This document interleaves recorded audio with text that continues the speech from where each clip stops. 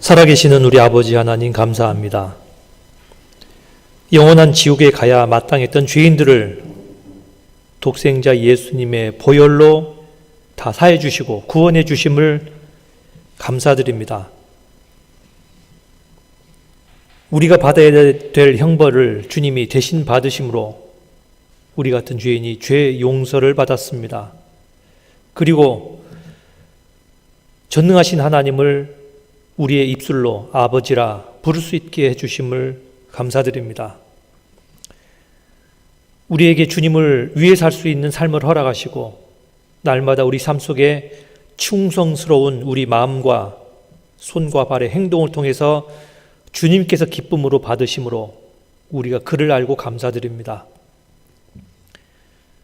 지난 한 해 동안에 저희를 충분히 이끌어 주시고 늘 은혜로 지켜주신 하나님의 사랑에 감사드립니다.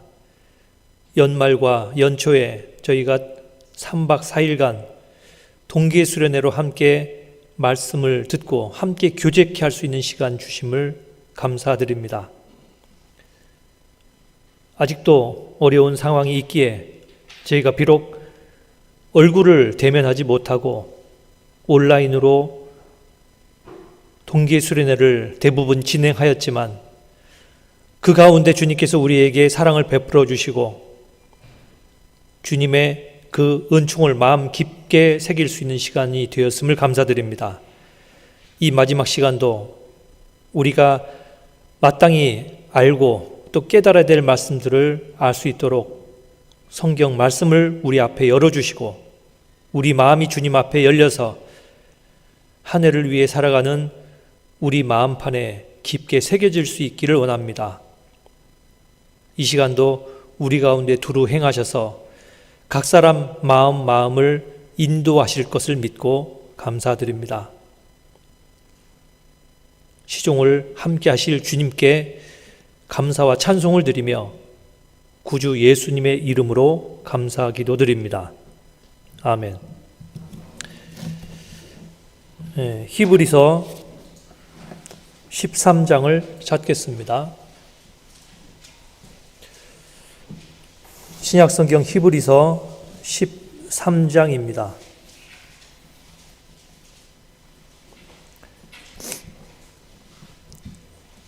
히브리서 13장 5절과 6절입니다.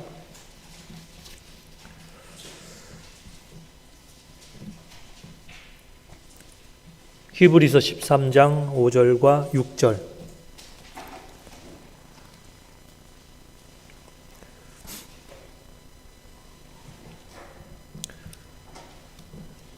돈을 사랑치 말고 있는 바를 족한 줄로 알라. 그가 친히 말씀하시기를 내가 과연 너희를 버리지 아니하고 과연 너희를 떠나지 아니하리라 하셨느니라. 그러므로 우리가 담대히 가로되 주는 나를 돕는 자신이 내가 무서워 아니하겠노라.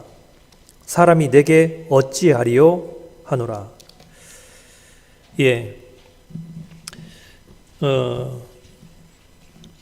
2020년 동계 수련회라고 이름한 것이 이제는 어울리지 않고 2021년 동계 수련회를 저희가 이제 마지막 시간으로 하고 있다라고 생각하는 것이 맞는 시간이 됐습니다. 2년 동안 모임을 했습니다.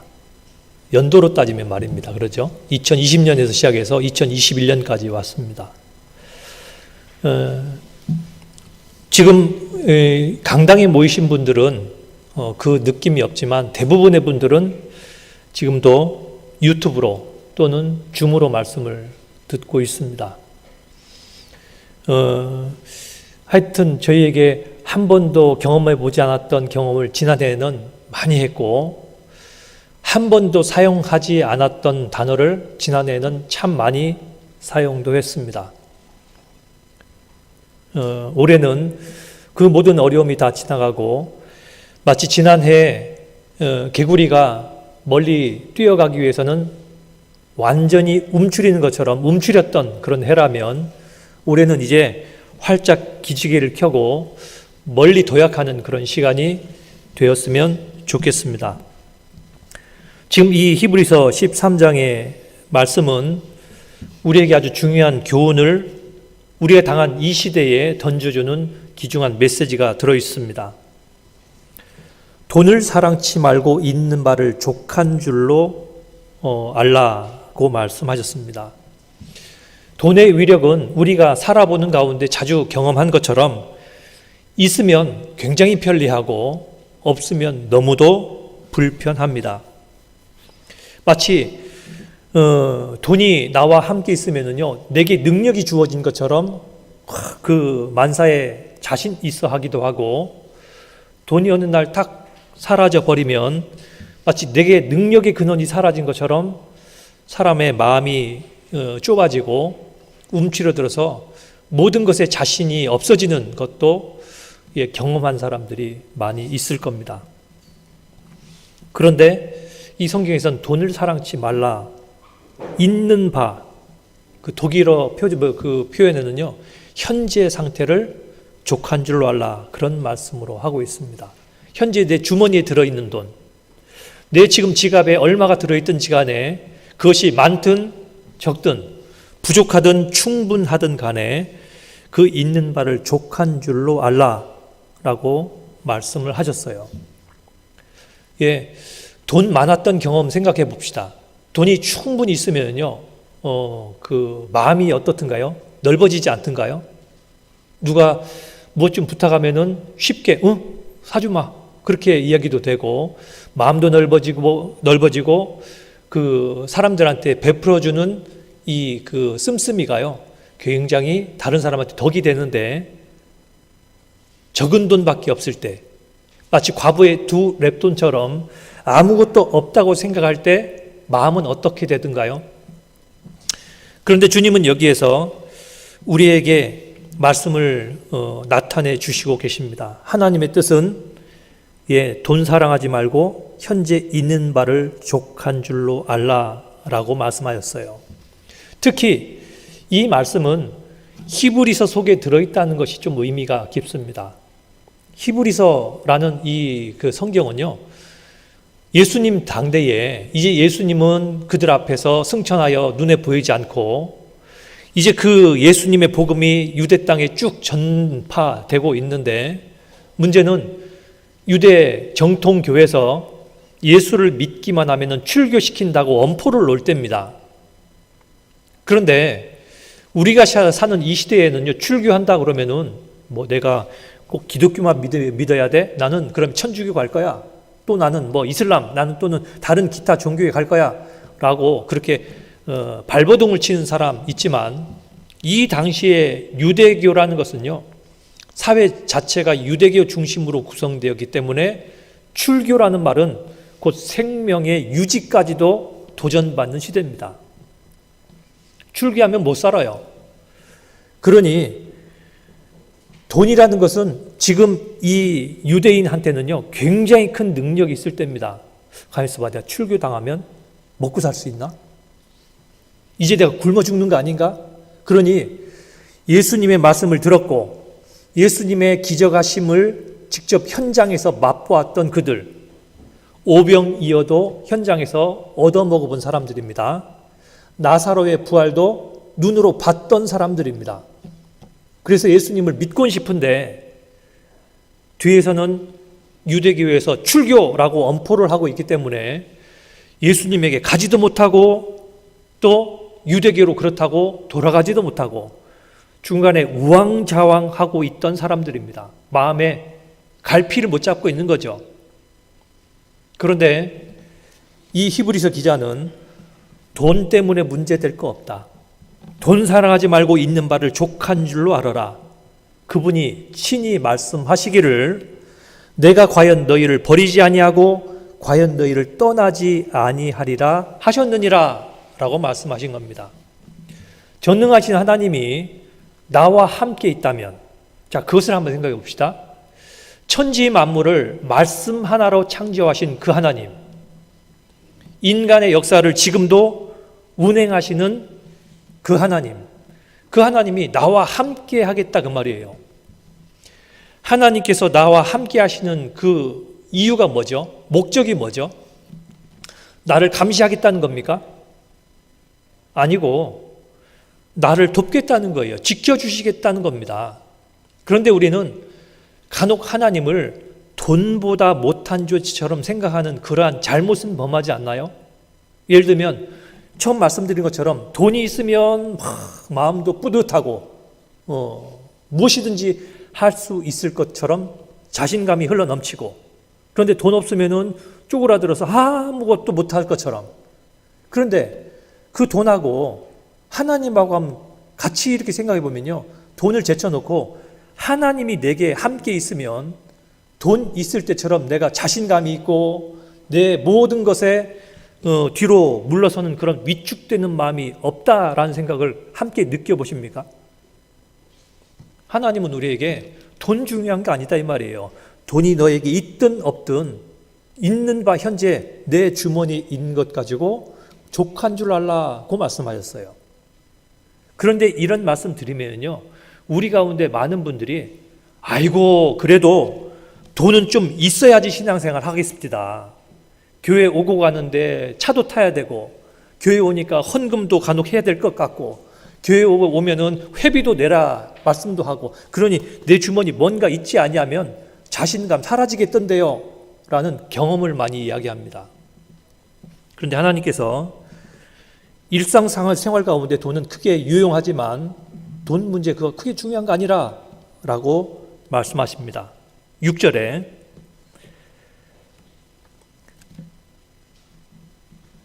그러므로 우리가 담대히 가로되 주는 나를 돕는 자신이 내가 무서워 아니하겠노라. 사람이 내게 어찌하리요 하노라. 예, 하나님이 우리와 함께 하신다라는 말씀을 5절에 했기 때문에 6절에 연결해서 그러므로 우리가 담대히 말할 수 있다. 주는 나를 감시하는 분 아니고 주는 나를 돕는 분이라 이 말입니다. 하나님께서는 우리 그리스도인들이 이 땅에 살아갈 모습을 어떻게 성경 말씀에 말씀하고 있냐면, 아가서 2장 1절에서는요 뭐라 했냐면 가시나무 가운데 백합화라고 설명하고 있어요. 가시는 상처 주기 쉽죠. 강하죠. 딱딱하죠. 그런데 그것도 더구나 덤불입니다. 그런데 그리스도인은 가시덤불 속에 있는 백합화 하나처럼 작아요. 연약해요. 향기는 있지만 가시보다 강한 거로 따지면요 찢어지기 쉬워요. 마태복음 10장에서는 내가 너희를 마치 이리 가운데 양을 보내는 것 같다라고 말씀하셨잖아요. 이리는 사납습니다. 양은 약해요. 그런데 이리는 다수입니다.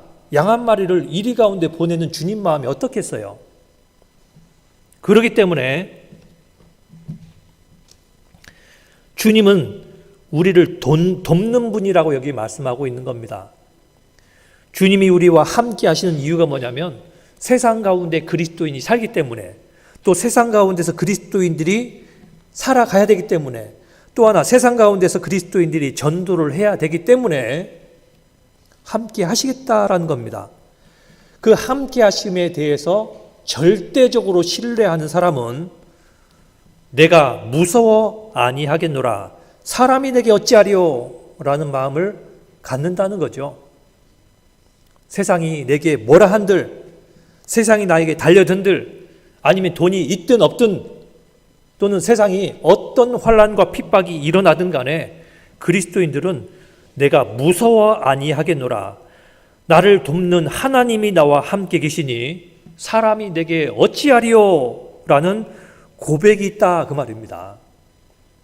특히 이 말씀이 왜 우리가 사는 이 시대에 중요한 이야기냐면요, 여기 히브리서 13장 1절부터 쭉 연결되어 온 앞의 말씀을 보면 1절에 이렇게 되어 있죠. 형제 사랑하기를 계속하고, 자, 형제 사랑하기를 그렇게 어려워도 계속해라. 또 2절에 손님 대접하기를 잊지 마라. 아니 아무것도 없는 상태가 되는데 여전히 손님 대접하기를 잊지 마라.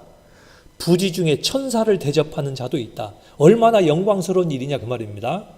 3절에 자기도 함께 갇힌 것 같이 갇힌 자를 생각하고, 자, 갇힌 자, 학대받는 자, 그 시간이 길어진다면은요, 갇힌 자의 마음이 어떻죠?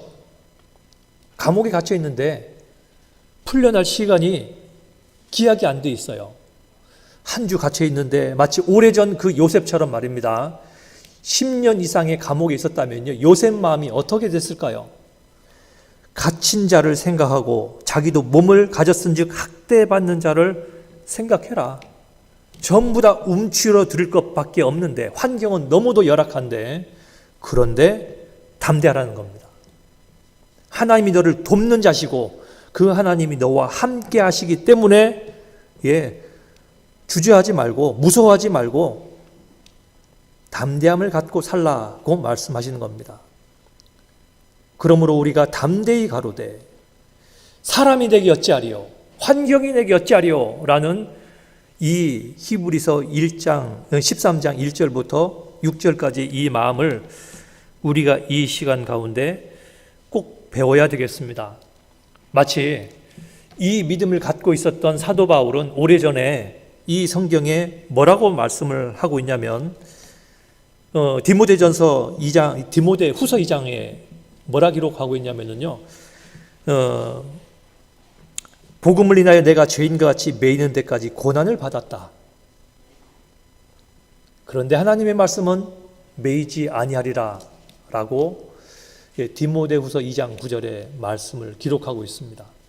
사도 바울이 간혹 전도 생활하는 가운데 실컷 얻어맞기도 하고 죄 없이 붙잡히기도 하고 감옥에 들어가서 오랜 환난을 받기도 하고, 마치 사람들로 보면은요, 망한 사람들처럼 보였는데 바울 뭐라고 얘기했냐면, 내가 죄인들처럼 감옥에 갇혀 고난받는 그런 매임을 당하여도 하나님의 말씀은 매이지 아니한다. 그것을 몸소 경험했던 사람입니다. 보여줬던 사람입니다. 예를 들어보죠. 사도행전 16장에 사도 바울이 빌립보 감옥에 실라와 함께 갇혔습니다. 실라와 함께 실컷 얻어맞았어요. 그 감옥에 있는 사람들이요, 뭐 사람이 무슨 저런 심한 죄를 지었길래 저렇게 두들겨 맞는 소리를 들었어요. 막 간수 몇 명들이 달려들어서 사람을 죽일 것처럼 패는 소리를 들었거든요. 소문이 쭉 들리기를 예수 믿어서 그런데, 아, 예수 믿으면 저렇게 두들겨 맞는구나 라고 이 감옥에 있는 죄수들도 다 들었을 겁니다. 그래 좀 있다가 실컷 얻어맞고 이곳저곳 터져가지고 끌려 들어가는 바울과 실라를 옆에 있는 그 감옥에 있는 사람들이 봤어요. 그런데 저쪽 감옥 한쪽 구석에다 확 쳐박았는데 옆에 있는 죄수들이 다 그랬겠죠. 아이고, 예수 믿으면 절대 안 되겠구나. 예수 믿으면 저렇게 망하는구나. 아이고, 도대체 예수가 뭐길래 궁금한데, 조금 있다가 이 두 사람이요, 그렇게 얻어맞고 온몸이 만신창이가 되었는데 비쩍비쩍 몸을 추스리더니 노래를 하기 시작하는 거예요. 옆에 있는 죄수들이 뭐라 생각했을까요? 그래, 저 정도 얻어맞으면 미치기도 하지. 아이고, 안 됐다 하는데, 이 사람들의 찬송의 내용은 찬송이었어요. 하나님을 찬송하고 감옥에 들어오게 하신 하나님을 찬미하고 환난과 핍박 중에도 성도는 믿음을 지켰다고 찬송을 하는데, 나중에 신이 났는지 손을 메고 있는 이 쇠사슬을 철그렁 소리까지 내면서 말입니다. 박자까지 맞추면서 말입니다. 심지어 발까지 쿵쿵거리면서 말입니다. 아이고, 완전히 미쳤네 그랴. 그런데 다음날 보니까 정상적인 사람이에요. 날이 밝았는데 완전한 정상적인 사람인데 온몸은 피투성인데 그 사람의 얼굴을 보니까 해처럼 밝아요. 왜 저럴까? 궁금하지 않겠어요? 사도 바울을 몸은 쇠사슬에 묶어서 착고에 채워서 꼼짝 못하게 할 수 있는데 복음은 매이지 않는다. 그것이 바울의 마음이었어요. 바울의 믿음이었어요. 그것이 옆에 동행하는 실라의 믿음이었다 그 말입니다. 그래서 감옥 가운데서 전도한 사람들의 얘기가 성경에 또 기록되어 있잖아요. 오네시모라는 사람, 감옥 속에서 전도한 사람이에요. 그러니 여기 기록된 것처럼 세상이 너희를 어찌하지 못한다. 그러니 주는 나를 돕는 자신이 내가 무서워 아니하겠노라. 사람이 내게 어찌하리요? 라는 이런 간증을 정말 자신 있게 할 수 있는 겁니다. 어찌 보면은요, 이 성경에 하나님께서 가장 기뻐하시는 그 신앙생활을 하는 사람을 보면 상식으로 보면은요, 안 맞는 사람처럼 보이기도 해요. 어떻게 그렇게 두들겨 맞았는데 찬송을 하고, 그렇게 핍박하는데 전도를 하고, 돈이 아무것도 없는 것처럼 보이는데 그렇게 신이 나서 신앙생활을 하고. 우리가 이 코로나 팬데믹을 지나가면서요, 가장 우리에게 그 교훈되는 그런 말씀 아니겠습니까? 그래서 올해 이 동계수련회를 마지막 보내면서 이 마지막 시간에 지난 시간 동안 계속 배워왔던 강하고 담대하라 라는 그 주제 속에 오늘은 사도 바울을 중심으로 해서 좀 성경을 살펴보려고 합니다. 우리가 그 지난 한 해를 생각해 보면은요, 2019년 12월에 처음 확인되었다는 원래 정식 명칭은요, 그 사스코비드라는 사스코브2라는 그 제목의 바이러스입니다. 그런데 그것이 많은 사람들한테 전염되기 시작하는 것을 WHO에서 확인하면서 작년 3월 달에 전 세계적인 팬데믹을 선언을 했어요. 이 팬데믹이라는 말이요, 판이라는 이 헬라어가 올이란 뜻이랍니다. 전체를 얘기하는 거예요. 그 데믹이라는 얘기는요, population, 인구라는 말입니다. 전 세계 인구가 전부 다 공통적인 그러한 위기에 직면했다 해서 팬데믹을 선언했어요. 그리고 우리는 지난 한 해는요, 어떠한 사람도 우리 가운데 경험해 보지 못한 좀 특별한 한 해를 그 누구도 막을 수 없이, 난 제외할 수 없이 똑같이 지내왔습니다. 각 나라마다 경제가 하락이 되고 정부들의 부채가 급증하고 실업률이 계속 증폭이 되고 사람들마다 불안감으로 인해서 한때는 슈퍼마켓에 화장지까지 동나는 그런 것들을 우리 눈앞에 보고 경험도 했었습니다. 이제 앞으로의 우리 시대는 어떻게 변화될까요? 2021년 올해가 이제 시작됨으로 인해서 이 전염병의 위험도 하루아침에 눈 녹아 사라지듯이 다 없어져 버리는 걸까요? 프랑스 정부는 지난 12월 달에 이제 사람들한테 그 코로나 그 감염으로 인해서 백신 맞은 백신 여권을 발행하여 백신 여권을 갖지 아니하면 이제는 버스도 못 타게 할 것이고 비행기도 못 타게 하는 시대가 이제 도래할 거다라고 정책을 예고하기도 했습니다. 이제는 백신을 맞아야만 여권 나오듯이요, 자기의 지금 보통 사람들이 들고 다니는 스마트폰에 자기의 QR 코드가 하나 이렇게 지급되도록 하는 그런 걸 정책으로 연구하고도 있다고 합니다. 그러니 이 시대가 어떻게 바뀔 건가 생각해 보면은 머리에 아찔한 것도 많이 있습니다. 이 사스라는 것은 우리의 이 생활 패턴 자체를 굉장히 많이 바꿔놨는데, 접촉하는 것에 대한 두려움 때문에 어떤 나라는 동전을 아예 없애고 지폐도 없앤다고 그러잖아요. 왜 그러냐면 저쪽 사람이 바이러스를 갖고 있는데 그 사람이 만졌던 모든 동전, 지폐에 바이러스가 묻어 있을 거 아니에요. 그거를 거슬러 준다 하면은요, 내가 아무런 의도가 없었지만 나는 바이러스를 저 사람한테서 받았던 돈 때문에 내 주머니에 있고 그것이 어느덧 내 몸에 전염된다, 그 말입니다. 그렇기 때문에 지금은 슈퍼마켓에서 돈을 거스름 받을 때도요, 마음속에는 좀 찜찜한 게 남아있잖아요.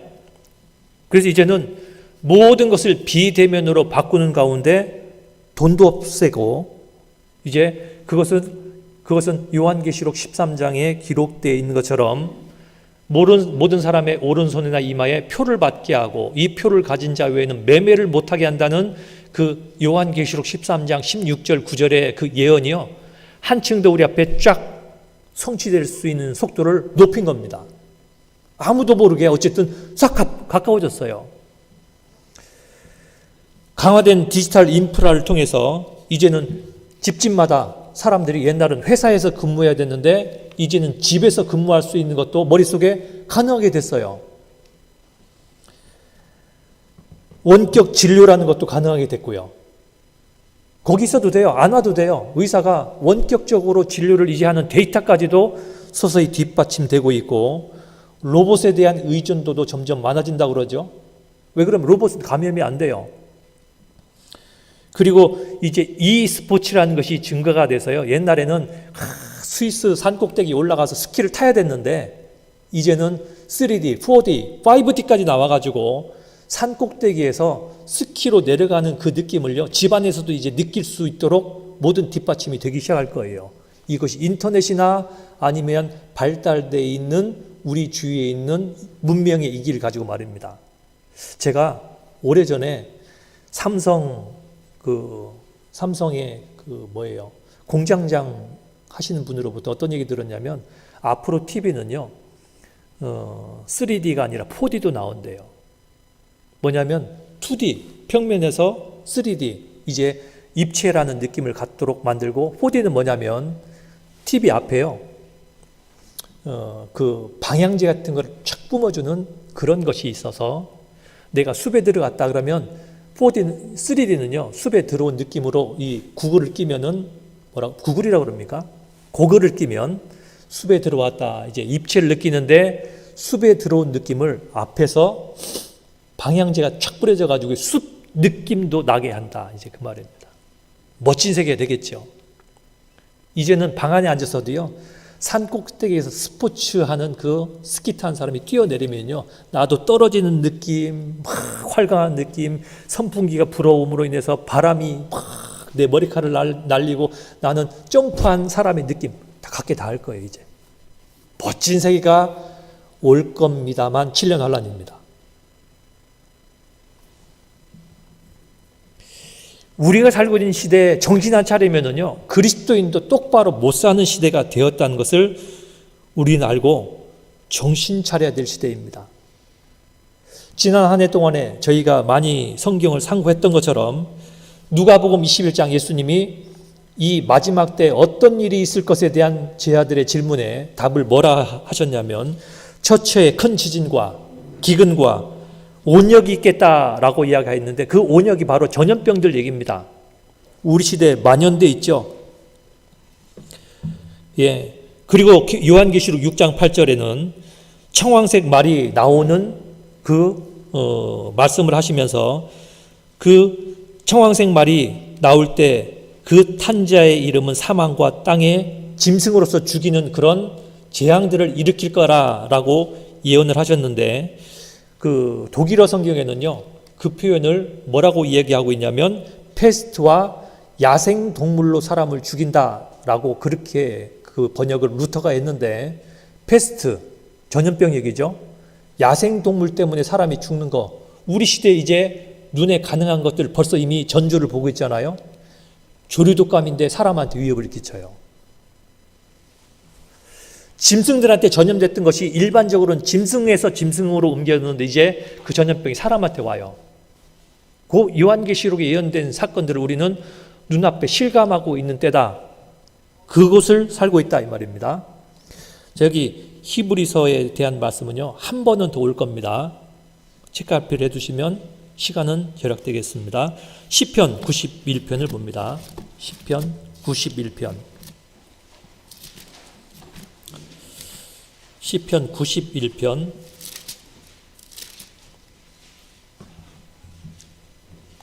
1절입니다.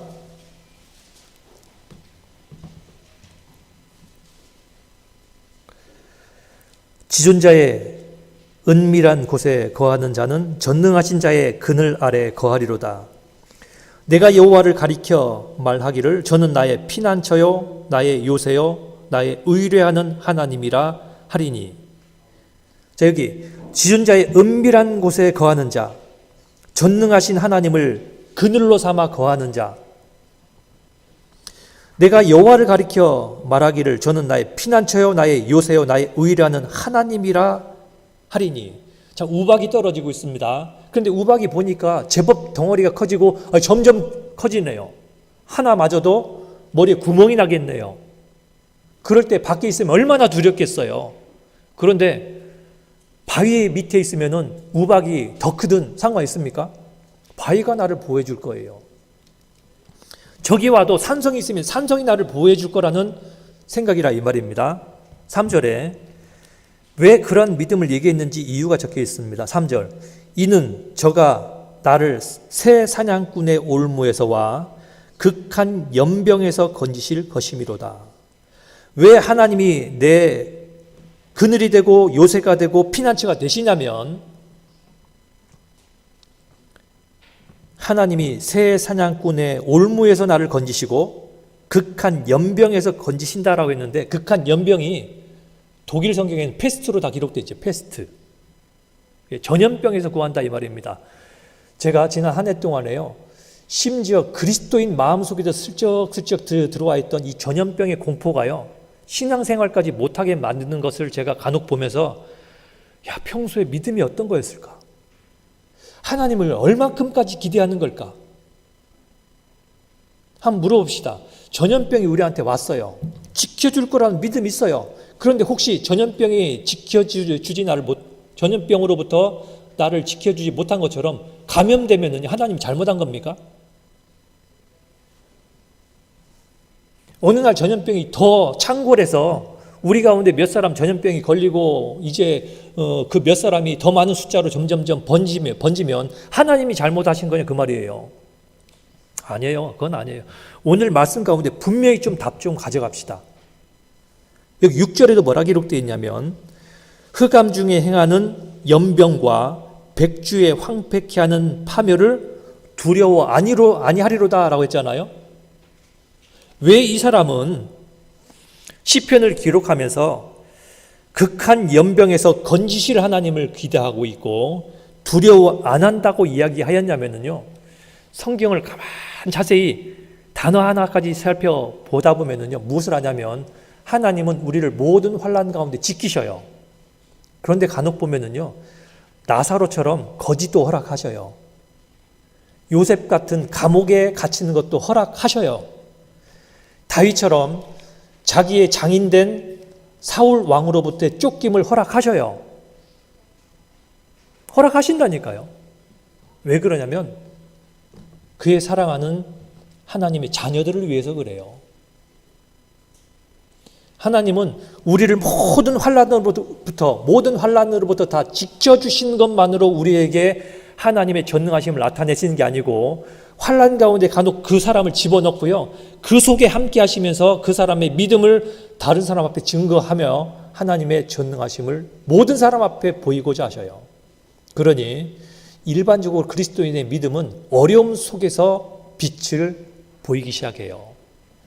어두움이 짙을수록 빛의 밝기는 환하게 더 증가되는 것처럼, 밝을 때는 어두움도 값어치가 그렇게 없는데 어둠이 정말 짙어지면요, 쬐끄만 촛불 하나마저도 굉장히 밝아지는 법이지 않습니까?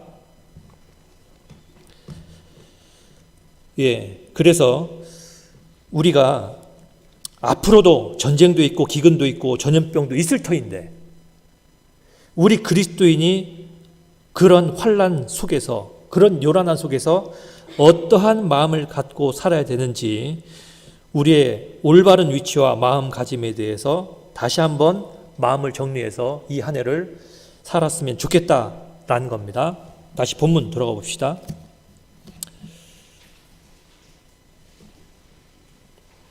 5절을 봅니다.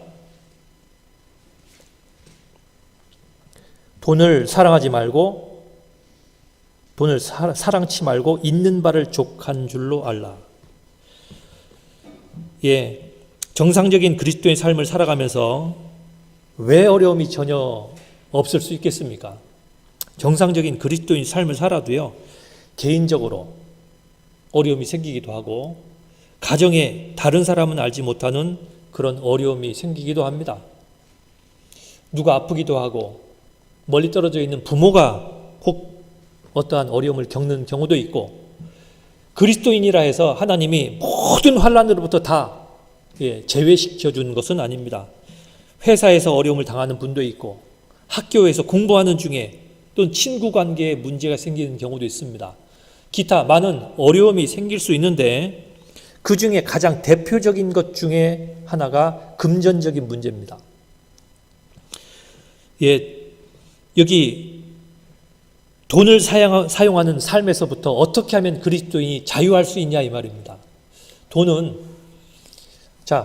내 주머니에 가득하면은요, 아까 말씀드린 것처럼 좀 능력이 많아진 것처럼 마음도 좀 이렇게 넓어지고, 그리고 씀씀이도 조금은 여유가 있고, 다른 사람이 뭐라고 요구하면은 여유 있는 것을 그에게 전달도 하잖아요. 그런데 없으면요, 정말로 이 통역이 제대로 되려나 모르겠는데 쫀쫀해지는 사람이 있죠. 쫀쫀해져요. 마음이 착 오므러져가지고 아무것도 못해요. 아무것도. 그런데 성경에 기록된 것처럼 돈에 대하여는 많고 적음에 상관없이 족함을 배워야 될 것입니다. 있는 바를, 현재 있는 그 상태를 족한 줄로 생각하고 돈에 대해서 자유로움을 우리가 좀 배워야 되겠습니다. 돈은요, 돌고 도는 거래요. 한 대는 내게 있다가도 조금 지나가면 나를 거쳐 다른 사람에게 가기도 하고, 어떤 곳에 마치 가을 낙엽 쌓이듯이 수북이 쌓였다가 바람 불면 다른 곳으로 옮겨지기도 해요. 그런데 내게 쌓였을 때 확 우쭐대고 다른 곳에 가면은 힘의 능력이 다 빠진 것처럼 아무것도 못하는 그런 신앙을 우리가 배워서는 안 된다 그 말입니다.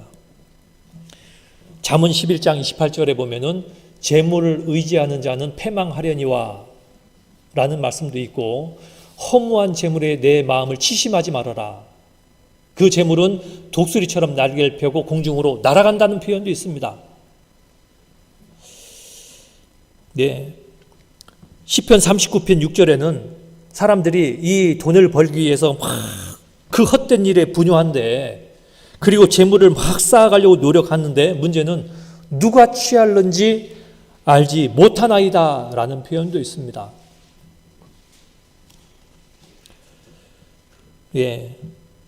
그래서 성경에는요, 시편 62편 10절에 보면 돈이 늘어도 거기에 마음을 두지 마라, 치심치 말지어다 라는 표현도 있어요.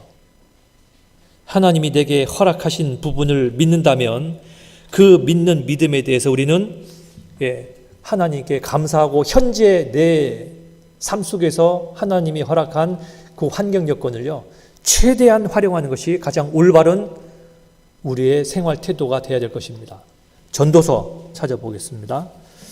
전도서 9장입니다. 전도서 9장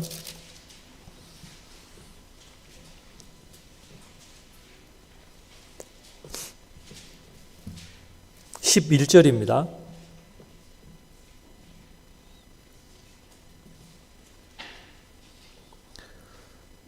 내가 돌이켜 해 아래서 보니 빠른 경주자라고 선착하는 것이 아니며 유력자라고 전쟁에 승리하는 것이 아니며 지혜자라고 식물을 얻는 것이 아니며 명철자라고 재물을 얻는 것이 아니며 기능자라고 은총을 입는 것이 아니니 이는 시기와 우연이 이 모든 자에게 임함이라.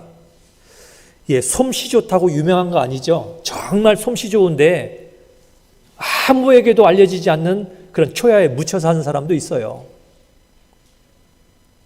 모든 사람에게 여기 기록되어 있는 것처럼 시기와 우연이 하나님께서 주셔요. 그러니 필요하면은 하나님께서 기회 주실 거예요. 신앙생활을 하면서 점점 더 마음속에 더 깊이 믿어지는 건 뭐냐면, 하나님은 우리 그리스도인들에게 돈 줄 수 있는 능력이 충분히 있지만 돈 줬다 망할 거라 믿는 사람한테는 안 주시는 것이 제가 믿음 속에 믿어져요. 돈이 있는 만큼 충분히 관리하는 사람이라고 하면 더 주시는 것도 제가 충분히 받기 때문입니다. 그런데 일반적으로는요, 돈 이만큼 안겨주면요 망하는 사람들이 대부분이에요. 그래서 안 주신다고 믿으면 지금 있는 것 가지고 감사해요. 안 그렇습니까? 그러니 너무 큰 꿈 꾸지 마세요. 막 대골 같은 집도 사야 되겠고, 누가 그러시더라고. 저는 넓은 집으로 좀 이사 갔으면 좋겠어요. 그래서 넓은 집에서 구역 모임 좀 자주 했으면 좋겠어 했는데 1년에 겨우 한 번 하는데,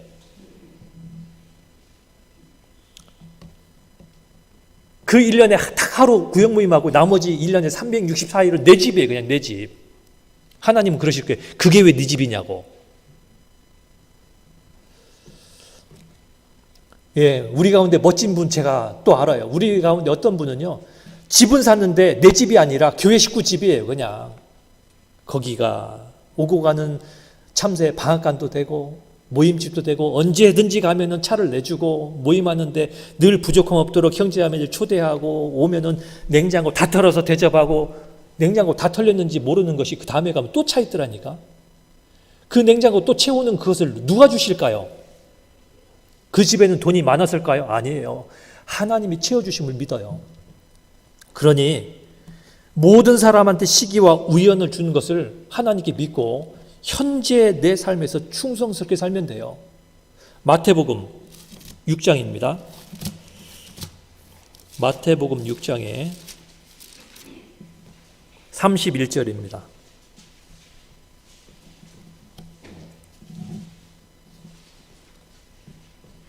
마태복음 6장 31절. 그러므로 염려하여 이르기를 무엇을 먹을까 무엇을 마실까 무엇을 입을까 하지 말라. 이는 다 이방인들이 구하는 것이라. 너희 천부께서 이 모든 것이 너희에게 있어야 할 줄을 아시느니라. 자, 우리한테 정말로 필요한 말씀이죠. 가장 기본되는 말씀이지만 우리한테 기본되기 때문에 강조해야 될 말씀입니다. 무엇을 먹을까, 무엇을 마실까, 무엇을 입을까, 그것 때문에 살지 말아라. 그것이 삶의 목적이 돼서는 안 되죠. 우리가 무엇이 필요한지, 지금 무엇이 부족한지 하나님은 다 아셔요.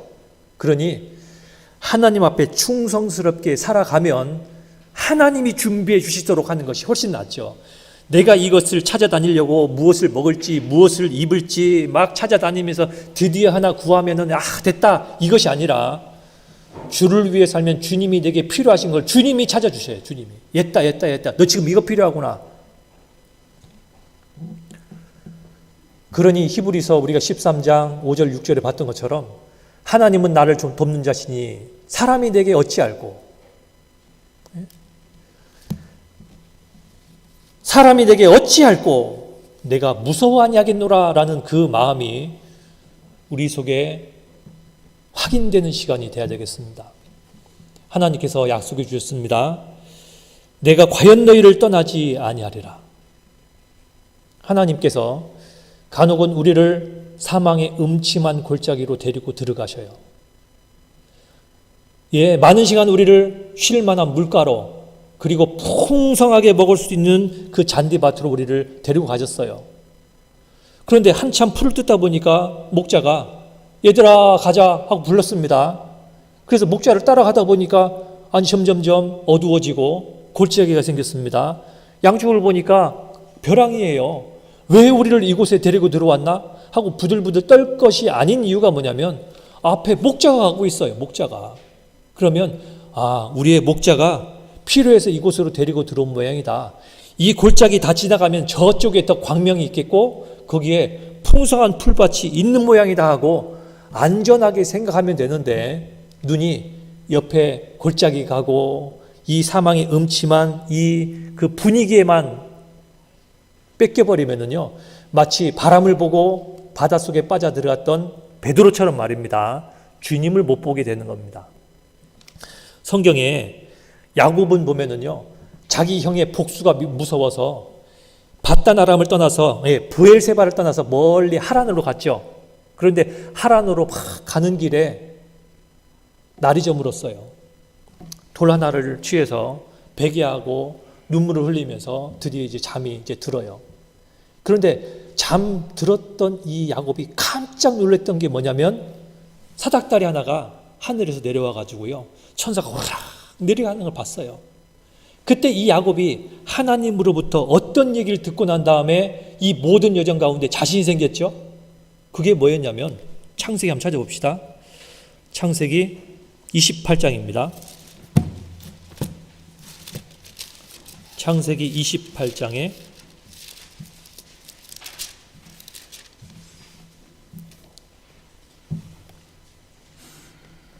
10절입니다. 야곱이 브엘세바에서 떠나 하란으로 향하여 가더니 한 곳에 이르러는 해가 진지라. 거기서 유숙하려고 그곳에 한 돌을 취하여 베게 하고 거기 누워 자더니 꿈에 본즉 사닥다리가 땅 위에 섰는데 그 꼭대기가 하늘에 닿았고, 또 본즉 하나님의 사자가 그 위에서 오르락 내리락 하고, 또 본즉 여호와께서 그 위에 서서 가라사대 나는 여호와라. 너의 조부 아브라함의 하나님이요 이삭의 하나님이라. 너 누운 땅을 내가 너와 내 자손에게 주리니 내 자손이 땅에 티끌같이 되어서 동서남북에 편만할지며 땅의 모든 족속이 너와 내 자손을 인하여 복을 얻으리라. 15절 내가 너와 함께 있어 내가 어디로 가든지 너를 지키며 너를 이끌어 이 땅으로 돌아가게 할지라. 내가 내게 허락한 것을 다 이루기까지 너를 떠나지 아니하리라 하신지라. 야곱이요, 눈물을 흘리면서 잠이 들었다가 꿈속에서 뭐를 본 거예요? 여호와 하나님을 봤어요. 이 야곱의 사닥다리 유명하지 않습니까?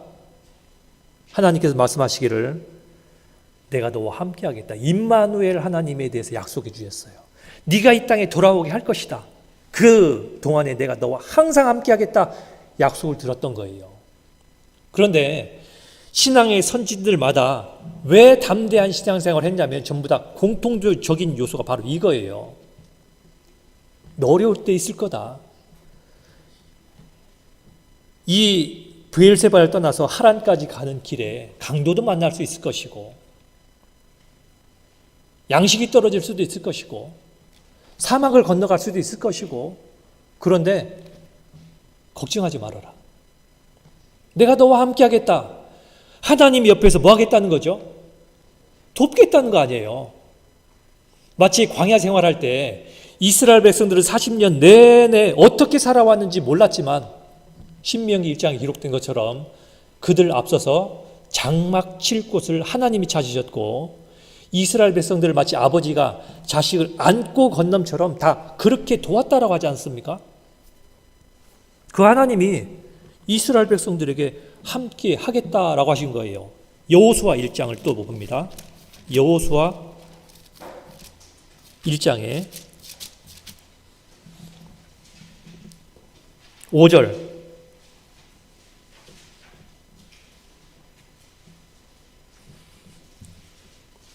여호수아 1장 5절에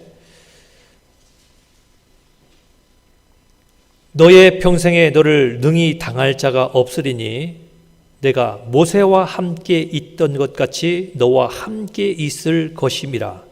내가 너를 떠나지 아니하며 버리지 아니하리니 마음을 강하게 하라. 담대히 하라. 너는 이 백성으로 내가 그 조상에게 맹세하여 주리라 한 땅을 얻게 하리라. 우리는 간혹요, 옆에 있는 사람한테 떨지 마, 겁내지 마, 힘들어하지 마, 그렇게 하는데 문제는 그렇게 얘기하는 사람이 부터부터 떨어요. 무슨 도움이 되겠어요, 그게요? 원래 사람이 그런 거예요. 사람은요, 도울 수 있는 능력이 한계가 너무 그렇게 분명한데 하나님은요, 전능하신 분이잖아요. 그 하나님께서 너의 평생에 너를 능히 당할 자가 없을 것이다. 모세 봐라 이 말이에요, 모세. 그런데 모세를 통해서 훈련받은 사람이 바로 이 여호수아였습니다. 여호수아에게 약속하기를 모세와 함께 있던 것 같이 너와 함께 있을 것이라. 그 뒤에 또 하나 말씀 더 하신 것이 내가 너를 떠나지 아니하며 버리지 아니할 것이다. 그러니 담대하라 라고 했던 겁니다. 저희가 이 동계 수련회 동안에 여호수아 배웠죠. 그리고 기드온을 배웠잖아요. 큰 용사 기드온을 하나님이 부르시면서 담대하라 말씀을 하셨던 그 이유가 사사기 6장 보면요, 동일한 얘기했어요. 내가 너와 함께 하겠다라는 겁니다. 기드온은요, 큰 용사라고 이야기를 하나님으로부터 들을 때 창피했을 거예요. 왜 그랬냐면 이 사사기 6장 7장 읽어보면요, 그 말씀을 듣고도 기드온은 아직 확신이 없어서 하나님 정말 저와 함께 하시면 증거 좀 보여주셔요. 여기 손뭉치 있는데 손뭉치에만 물이 좀 착 이슬이 배고 나머지는 이슬이 하나도 안 내리도록 한번 해주셔요. 제가 그거 보면 믿을게요. 하나님께서 그래 내일 아침 보자 주스 그랬어요. 다음날 아침 봤더니 정말 손뭉치에만 물이 꽉 이슬이 배겨 있고요. 나머지에는 아무 곳에도 이슬이 없어요. 그런데 이 기드온 생각하기를 가만 있어봐. 평소에도 이런 건가? 다음날 하나님한테 반대를 또 요구한 거예요. 그럼 하나님, 요 손뭉치만 뽀송뽀송하게 말라있고 나머지는 전부 다 이슬 좀 내리게 해주세요. 하나님이 또 그렇게 해주셨어요. 그걸 보자 기드온이 정말 큰 용서가 딱 돼요. 그런데 그 사건 때문이가 아니고요. 요 사건을 통해서 기드온이 더 믿게 된 게 뭐냐면 이 하나님이 나와 함께 하신다라는 약속을 믿었기 때문이에요. 그러니 성경 속에 기록되어 있는 모든 하나님의 일꾼들 보면은요, 왜 능력 있게 생활을 하고 능력을 많은 사람 앞에 나타낼 수 있었냐면 임마누엘 하나님을 마음속에 절대적으로 신뢰했어요. 감옥에 가 있는데요, 임마누엘 하나님을 신뢰해요. 상황은 역전돼서 완전히 반대의 삶이 되었는데 여전히 하나님을 신뢰해요. 망했어요. 그런데 여전히 하나님을 신뢰해요. 그것이 그들의 신앙생활의 비결이었습니다. 이사야 43장입니다. 이사야 43장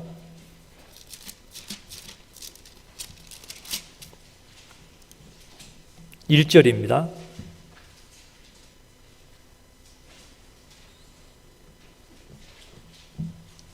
이사야 43장 1절에 야곱아 너를 창조하신 여호와께서 이제 말씀하시느니라. 이스라엘아 너를 조성하신 자가 이제 말씀하시느니라. 너는 두려워 말라. 내가 너를 구속하였고 내가 너를 지명하여 불렀나니 너는 내 것이라. 자, 하나님께서 이스라엘을 구별하여 성민으로 삼았습니다. 너는 내 것이라. 그런데 왜 하나님의 소유를 삼았는지, 무엇을 하시겠다는 얘기인지 2절 이렇게 되어 있습니다. 내가 물 가운데로 지날 때에 내가 함께할 것이라. 강을 건널 때에 물이 너를 침몰치 못할 것이며 내가 불 가운데로 행할 때 타지도 아니할 것이요 불꽃이 너를 사르지도 못하리니. 자, 보셔요. 하나님이 왜 지상 만민 가운데 이스라엘 백성들을 구별해서 너는 내 것이다 라고 이야기하였냐면 2절에 물 가운데로 지날 때에 내가 너와 함께 할 것이다. 자, 함께 하면은 어떤 결과 생기냐? 강을 건널 때 물이 너를 침몰치 못할 것이고 불 가운데 행할 때 타지도 아니할 것이다. 이 말은 강 건넌다는 얘기예요? 안 건넌다는 얘기예요? 불 속을 통과한다는 얘기예요? 안 통과한다는 얘기예요? 자, 이런 얘기예요. 이미 다 눈치채셨겠지만 하나님은 너는 내 소유야. 너한테는 이제 어떤 어려움도 없어. 자, 내 이 가장 안주머니에 넣어놓고 어떤 환난도 안 보게 해줄게. 자, 내가 보호해줄게. 이렇게만 얘기한 게 아니고 넌 내 것이니까 자, 강 한번 통과해봐. 자, 불 한번 통과해봐. 하겠다는 얘기죠. 어찌 보면은 한쪽 단어로는 환난이에요. 한쪽 단어로는 고난이에요. 한쪽 단어로는 이해가 안 되는 사건이에요. 그런데 그것이 통과되면서 하나님의 소유임이 증명이 돼요. 그래서 두려워 말라 그런 겁니다. 내가 너와 함께 할 거야. 자, 이제 기적 좀 보자 이 말입니다. 영화 가운데 재미난 예의 그 영화는요, 예를 들면은 언제부터 시작됐던 그 람보 시리즈 같은 거죠. 람보 시리즈. 이 람보 영화 중에요, 재미난 게 뭐냐면은 람보를 패러디해서 영화를 만든 것이 있어요. 그런데 이 람보 패러디 영화는 람보의 그 특징을요, 이 영화상에서 가장 극명하게 고발을 했는데, 이 람보 주인공은요, 희한하게도 총을 가지고 쏘면은 이 총알이 적군을 향해서 다 날아가서 맞춰요. 막 쏘다가 그 람보 패러디 영화는 어떻게 되냐면 옆에 탄피를 가지고 집어 던졌는데 그 탄피에 맞아서 적군이 또 다 죽어요. 이건 너무하잖아요. 그런데 적군이 쏜 총알은 하나도 안 맞아요. 전부 다 람보한테 날아오다가도 피해서 다 날아가요. 다 지나가 버려요. 옆에 폭탄이 터져도 괜찮아요, 람보는. 자, 그것을 우리한테 적용시켜 봅시다. 영화관에 가서 우리가 재미있게 영화를 보는 이유가 뭡니까? 자, 영화관이 실은 영화기 때문에 재밌는데, 영화관이 전쟁터면은 영화관 속에 들어갑니까? 안 들어갑니까? 영화관에 들어갈 때 앞에 써 있기를, 자, 이 영화가 상영되는 도중에 폭탄이 터지고 수류탄이 여러 발 날라오며 미사일도 터집니다. 여러분의 안전은 보장 못합니다. 그러면 영화관에 들어갈까 안 들어갈까요? 안 들어갈 거예요. 죽을 수 있는데요. 영화 상영 끝났더니 앉아있던 모든 그 관람객들이 전부 다 시체가 됐어요. 누가 들어가요, 그 다음 영화에. 그런데 영화를 즐기는 이유는 뭐냐면, 막 실감 있게 이 최신식의 스피커는 내 심장까지 벌렁벌렁하게 만들면서 흥분까지 만들었는데, 영화 내내 총알은 한 발도 나한테 안 날라와요. 이 속에 있는 위험은 나한테는 조금도 피해를 안 준다는 보장이 있는 거잖아요. 그래서 영화는 재밌어요. 놀이공원에 있는 그 위험스러운 놀이기구들 말입니다. 그런데 그 놀이기구가 왜 재밌냐면, 나에게 피해가 온다는 보장이 얼마큼 돼 있기 때문이에요. 꽉 붙드세요. 꽉 붙들지 않으면 떨어집니다. 그러면은 그 위험스러운 놀이기구에 올라탑니까? 아무도 안 탈 거예요. 그건 재미가 아니라 공포죠. 그것처럼 하나님이 우리한테는 완전장치에 대해서 너는 내 거야, 아무도 못 뺏어 라고 안전장치를 2번, 3번 해주셨기 때문에 우리는 세상 가운데서요, 강할 수 있는 거예요. 우리가 살고 있는 이 시대는 구원받고 성경을 믿고 성경을 전하며 살아간다는 이 우리의 가장 중심된 신앙의 주제들이 핍박을 받고 있는 것이 분명해졌습니다. 작년 한 해 동안에 우리에게 얼마나 실은요, 신앙의 도전이 됐는 줄 아십니까? 자, 우리가 살고 있는 이 시대는 누가 성경 읽는 것을 금합니까? 성경 읽으면 체포합니까? 안 그렇습니다. 우리가 살고 있는 시대에 누가 기도하면은요, 뒤통수를 때립니까? 안 그렇습니다. 핍박하지 않습니다. 우리가 살고 있는 이 시대에 전도하면 감옥에 가는 것이 일반적이 아니에요. 마음껏 전할 수 있어요. 극히 예외가 있긴 하지만 일반적으로는요, 자유스럽게 성경도 읽고 자유스럽게 기도도 하고 자유스럽게 신앙생활을 합니다. 아무도 그거에 대해서 우리를 제재하지 않습니다. 하지만 그만큼 자유스러운 세상에서 그리스도인들은 일반적으로 강해지지 않는 것이 희한한 일입니다. 자유스러운 만큼 도리어 약해져요. 풍요로운 만큼 하나님을 더 멀리 떠나는 선진국의 일반적인 예와 똑같습니다.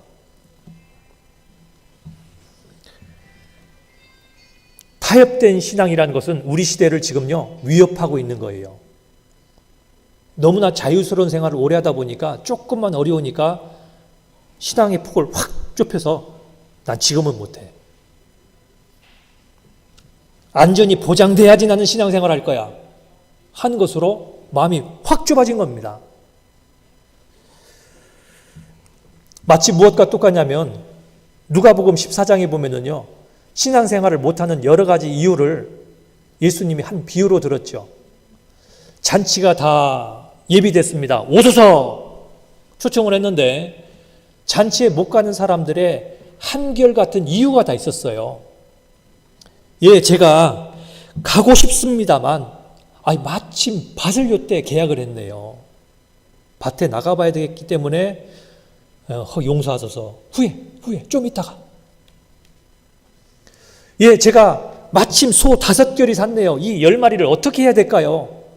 여물도 좀 주고 이것저것 좀 시험한 다음에 그 다음에 가리이다. 지금 못 가는 거 용서하리 해 주십시오.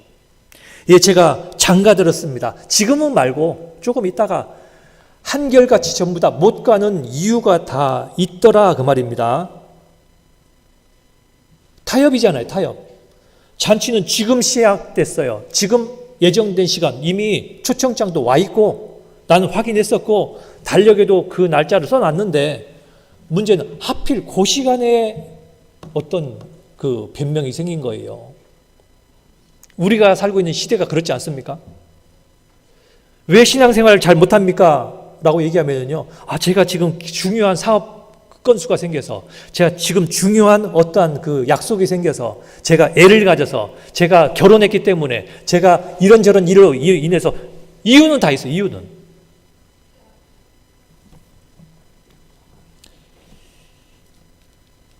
그런데 우리 시대에 반드시 요구되는 것이 선진들이 걸어갔던 신앙의 지조, 그리고 강함이에요.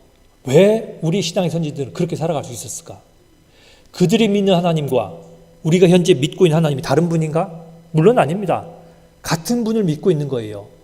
그 하나님이 그때의 그 신앙의 선진들에게 약속했던 것과 우리에게 한 신앙의 약속이 다른 건가? 물론 그것도 아니에요. 동일해요. 요한일서 그 2장에는요, 자녀들아, 아비들아, 그리고 청년들아 라고 얘기하면서 사도 요한이 신앙의 교훈을 더하는 이야기가 기록되어 있는데, 그 중에 요한일서 2장 청년들을 부른 이야기가 우리한테 교훈을 줍니다. 한번 보시죠. 요한일서 2장입니다. 요한일서 2장 14절입니다.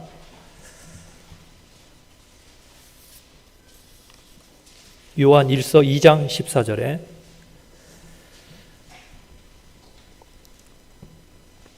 자, 그 앞에 12절부터 보면은 자녀들아 하고 이야기하고 있고 13절에는 아비들아 라고 이야기를 하고 있는데 14절에 아이들아 내가 너희에게 쓴 것은 너희가 아버지를 알았으며 아비들아 내가 너희에게 쓴 것은 너희가 태초부터 계신 이를 알았으며 자, 그 다음에 청년들아 내가 너희에게 쓴 것은 너희가 강하고 하나님의 말씀이 너희 속에 거하시고 결과 너희가 흉악한 자를 어떻게 했다고요?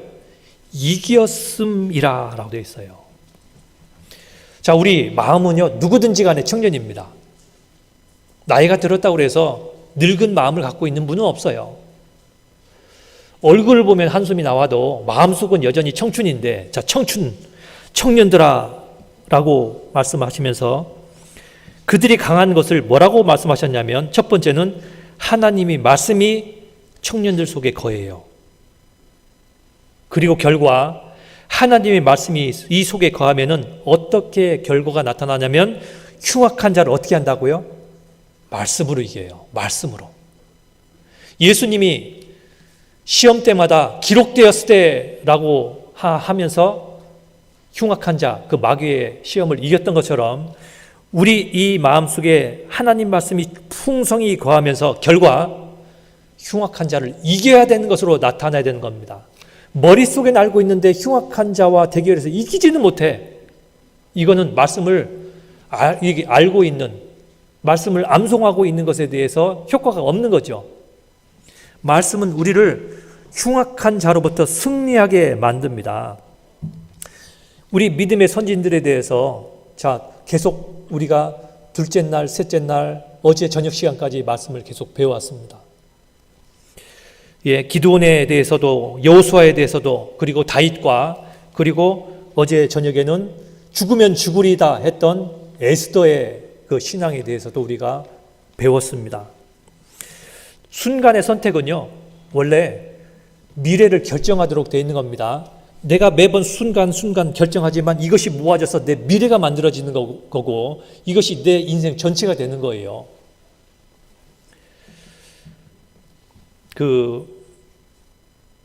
저희가 이 성경을 배울 때 성경 속에 나와 있는 사사기 성경은 굉장히 중요한 역할을 하잖아요.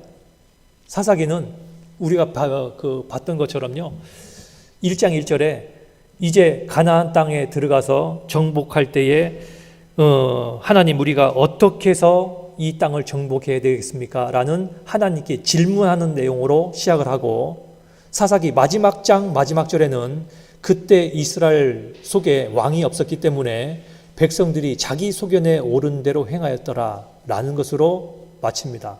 곧 무슨 말이냐면 이스라엘 백성들이 하나님을 믿었던 그 신앙, 곧 여호수아에서 곧바로 넘어왔잖아요. 우리도 하나님만 섬기겠습니다 그랬던 그 이스라엘 백성들의 대답처럼 그들이 여호수아를 만났던 경험을 갖고 있던 사람들이 살아있을 동안에는 하나님께 계속 기도했어요. 그런데 그 이후에 경험 없이 머릿속에 이론으로만 갖고 있었던 그 후진들이 나타난 이후에 그들 마음속에 하나님은 가운데 계시지 않았어요. 서서히 밖으로 밀려나기 시작했고 어느덧 백성들은요 자기 소견에 옳은 대로 행하기 시작했어요. 그 이야기가 그 다음에 에스더 성경에 기록되어 있어요. 아니 룻기에 기록되어 룻기에. 룻기는요 사사들이 치리하던 그 시대에 베들레헴을 떠나서 모압 땅에 들어가는 한 가정 얘기가 기록되어 있어요.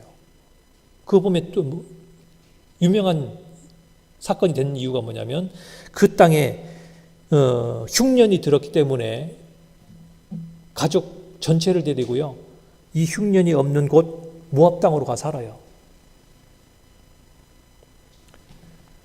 이스라엘 백성 속에 왕이 없었기 때문에 백성들이 자기 소견에 옳은 대로 행하였더라. 그것이 지난 한 해였던 것 같습니다. 사람들마다요 한 번도 경험해보지 못했기 때문에 자기 소견에 옳은 대로 신앙생활은 이렇게 하는 거야, 아니 이럴 때는 저렇게 하는 거야 하면서 기준을 갖고 나름대로 지혜롭게 코로나를 피한다고요, 전염병을 피한다고, 그 역경을 피한다고 이렇게 저렇게 피한 사람들이 있어요. 얻은 게 뭐죠? 사사기입니다. 하나님 전부 다 떠나버린 생활이 돼버린 거예요.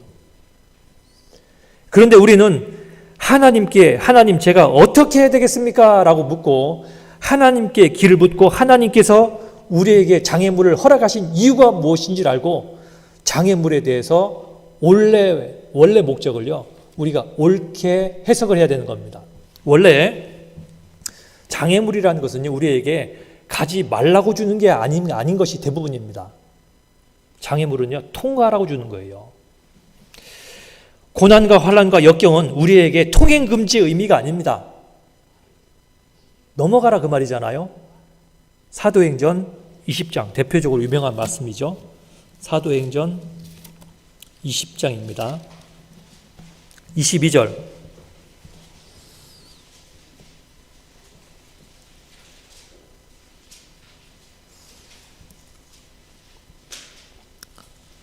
보라 이제 나는 심령의 매임을 받아 예루살렘으로 가는데 거기서 무슨 일을 만날는지 알지 못하노라. 자, 바울도 이미요 마음속에 긴장되어 있습니다. 어떤 일이 기다리는지 알지 못해요. 이게 낌새가 있어요. 수상해요. 가면 죽을 수 있다는 생각을 이미 했어요. 그런데 나는 심령의 매임을 받아 예루살렘으로 간다. 이 말은 뭐냐면 내가 가는 길이요 내가 작정해서 내가 가고 싶은 게 아니라 난 이미 주님에게 묶였어요. 주님이 끌고 가신 대로 가는 거예요. 그런데 주님이 나를 데리고 가신 대로 가려고 하다 보니까 아하 요번에 예루살렘 가면 이제 죽음의 길이겠구나라는 그 예감이 온 겁니다. 23절에 오직 성령이 각 성에서 내게 증거하여 결박과 환난이 나를 기다린다고 하시나 나의 달려갈 길과 주 예수께 받은 사명 곧 하나님의 은혜의 복음을 증거하는 일을 마치려 하면은 나의 생명을 조금도 귀한 것으로 여기지 아니하노라. 자, 이제 후반에 배우는 이 오늘의 메인 주제가 되는 이 그 사도 바울의 삶은요 죽음이 기다린다는 것도 알았어요. 환난과 핍박이 나를 기다린다는 거 알았어요. 그런데 문제는 뭐냐면 그런데 각오됐다 이 말입니다. 가지 뭐. 장애물이 나타났어요. 가지 말라는 것이네? 그렇게 해석한 게 아니라 이 장애물을 뛰어넘으라 말씀하시네? 라고 바울은 받아들였어요. 죽음? 죽지 뭐. 죽음을 통해서 하나님의 복음이 증거된다면 가야지 뭐. 라고 바울은 받아들인 겁니다. 하나님께서 우리에게 동일한 장애물을 하나 허락하신 거예요. 어찌 보면 강도가 그렇게 센 게 아니에요. 강도는 지금 전 세계적으로 코로나가 얼만큼의 영향력을 미쳤는지요. 제가 오늘 아침에 다시 한번 확인해 봤더니 오늘 아침 그 시간으로 그 전 세계에 코로나 확진된 사람이 2,500만쯤 됐다. 2,500만. 꽤나 많은 숫자가 됐습니다. 그리고 죽은 사람 숫자도요, 꽤나 많은 숫자가 됐어요. 우리가 생각했던 것보다 훨씬 더 악한 방향으로 흘러가는 수치적인 내용도 있어요. 그런데 이 코로나라는 것이 우리 사람한테 어떤 영향을 미쳤냐면 핑계거리가 될 수도 있도록 만든 거예요. 신앙생활 지금 힘있게 못하는 이유가 코로나 때문에, 전염병 때문에, 위험 때문에. 마치 무엇과 똑같냐면 거리에 사자가 있다 하느니라. 사자가 있어 지금 못 나간다 이 말입니다. 그런데 잠언성경에서는 거리에 사자가 있다. 그래서 못 나가는 사람을 뭐라고 얘기하고 있냐면요. 신앙에 게으름이 생긴 사람이라고 얘기하고 있습니다. 게으른 자는 거리에 사자가 있다 하느니라. 위험성이 있다 이 말이에요.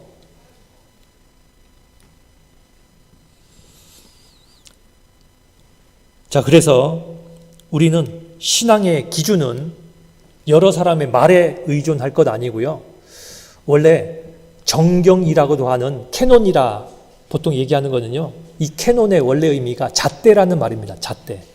잣대가 원칙이 분명히 있어야지 그 기준으로 다른 것을 전부 다 이게 몇 센치네요. 이 길이가 얼마큼 되네요. 라고 알려줄 수 있는 것처럼 그리스도인에게 이 잣대는 뭐냐면 성경입니다. 성경 말씀대로 하면 돼요. 하나님의 말씀대로 하면은 그 무엇에도 흔들리지 않을 수 있어요. 자, 모세가 이스라엘 백성들과 여호수아에게 가나안 땅 정복 앞서서 했던 말씀을 한번 성경에서 찾아보겠습니다. 신명기 7장 1절을 찾아봅니다. 신명기 7장 1절입니다.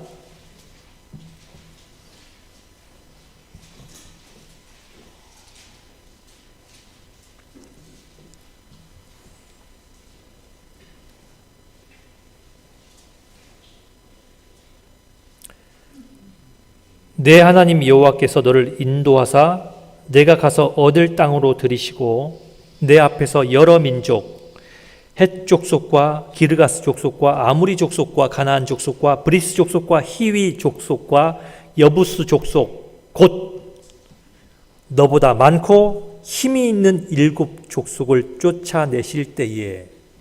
자, 하나님께서 이스라엘 백성들에게 주셨던 가나안 땅은요, 빈 땅이 아니었습니다. 이 가나안 땅은 여러 그 쪼무레기들이 사는 그러한 땅도 아니었습니다. 이 땅은요, 이스라엘 백성보다 강한 민족들이 살고 있는 채로 주신 거예요. 무슨 얘기냐?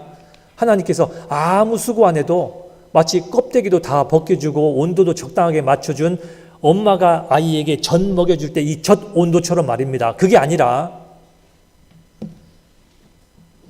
훨씬 더 강하고 강대한 민족, 능력 있는 그 7 민족에 대한 민족을 여전히 그 땅에 놔두고요. 들어가라 말씀하시면서 뭐라 했냐면 담대하라 한 거예요. 담대하라란 이유가 뭐냐면요. 나도 같이 들어가 하나님 말씀하신 거예요. 나도 너와 함께 있어. 그것이 강하고 담대하라고 말씀하신 것에 대한 원칙입니다. 우리한테 하나님은요. 아무런 근거도 없이 강해, 담대해 이렇게 명령하는 게 아니에요. 아이들한테 피아노 옮기라고 못하잖아요. 그런데 여기 청년 몇 명한테요. 이 피아노 좀 이쪽으로 옮겨주세요 라고 하면은 예? 우르륵 옮깁니다. 우르륵. 그것처럼 능력이 있는 사람에게 하나님께서 능력을 줘 놓으시고 일을 시키는 것처럼 하나님 우리한테 강해, 담대라고 말씀하신 이유는 뭐냐면요. 너 아직도 강해야 될 이유를, 담대할 이유를 못 찾았구나. 좀 뒤 좀 보라는 겁니다. 위 좀 보라는 거예요. 뒤를 보고 위를 보고 앞에를 보고 옆을 보니까 함께 동행하는 하나님이 지금까지 동행하고 있다는 걸 그때서야 안 거예요. 얼마나 창피하겠어요. 그런데 모세는 여호수아에게 하나님께서 너희와 함께 하시기 때문에 그 일곱 민족 겁내지 마라 라고 말씀하신 거예요. 예, 쉽지 않을 걸 알아요. 그렇기 때문에 여호수아 1장 아까 봤던 것처럼 그에게 마음을 강하게 하라고, 담대하라는 말을 반복해서 했던 겁니다. 동일하게 다윗은 그의 아들 솔로몬에게 왕국을 물려줄 때도 했던 이야기가 있었습니다. 역대상 28장을 봅니다. 역대상 28장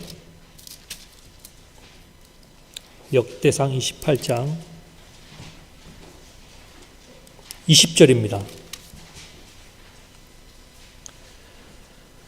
역대상 28장 20절.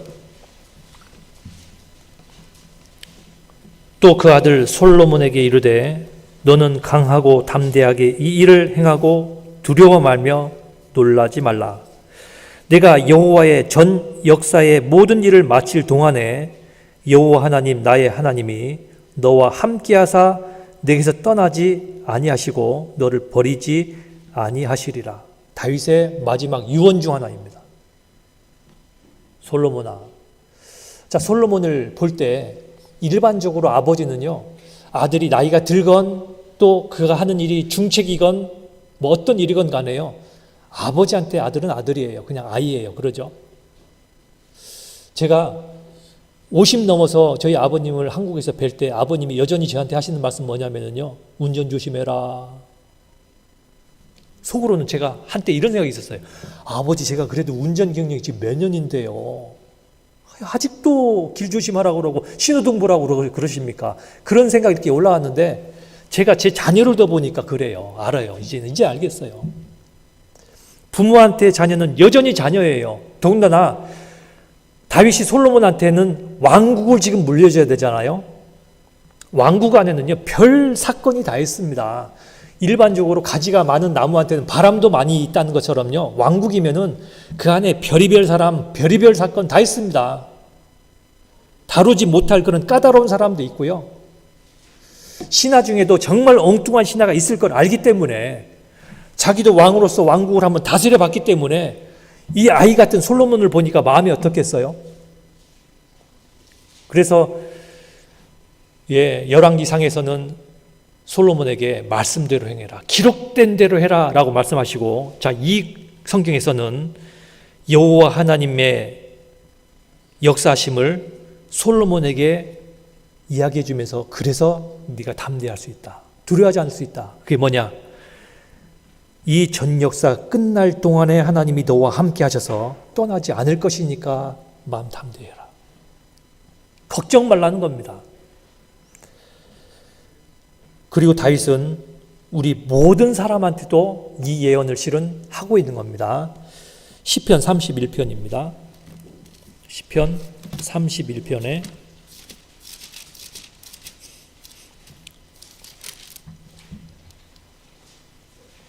제일 앞에 보면 다윗의 시 그랬죠? 시편 31편 24절입니다. 강하고 담대하라, 여호와를 바라는 너희들아. 자, 이것은 다윗이 솔로몬한테 예언한 것이 아니고, 유언한 건 아니고 우리에게 하는 거죠. 여호와를 바라는 너희들아, 강하고 담대하라. 그러니 우리에게도 동일한 말씀을 하고 있는 겁니다. 자, 이제 사도 바울 이야기를 마지막 정리하면서 생애 전체를 한번 훑어보겠습니다. 사도 바울은 전승에 의하면은요, AD 1년에 다소에서 탄생했다라고 합니다. 그리고 이 사도 바울은 사울이란 이름으로 태어나서 어린 시절에 장래가 촉망한 사람이었어요. 어린 시절부터 율법을 공부하고 가장 우수한 성적으로 공부하다가 그 당시에 최고의 그 선생님인 가말리엘이라는 사람에게서 공부를 한, 요즘으로 말하면요, 최고의 공부를 한 최고의 사람이었어요.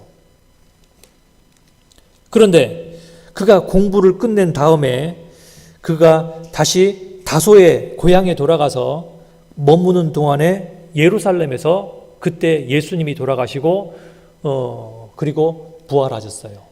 그리고 며칠 뒤에 오순절날 성령이 내리면서 이 기독교가 시작됐다라는 소문을 사도 바울은 듣게 돼요. 그런데 바울이 이 소문을 들으면서요, 속에 막 분이 생겼어요.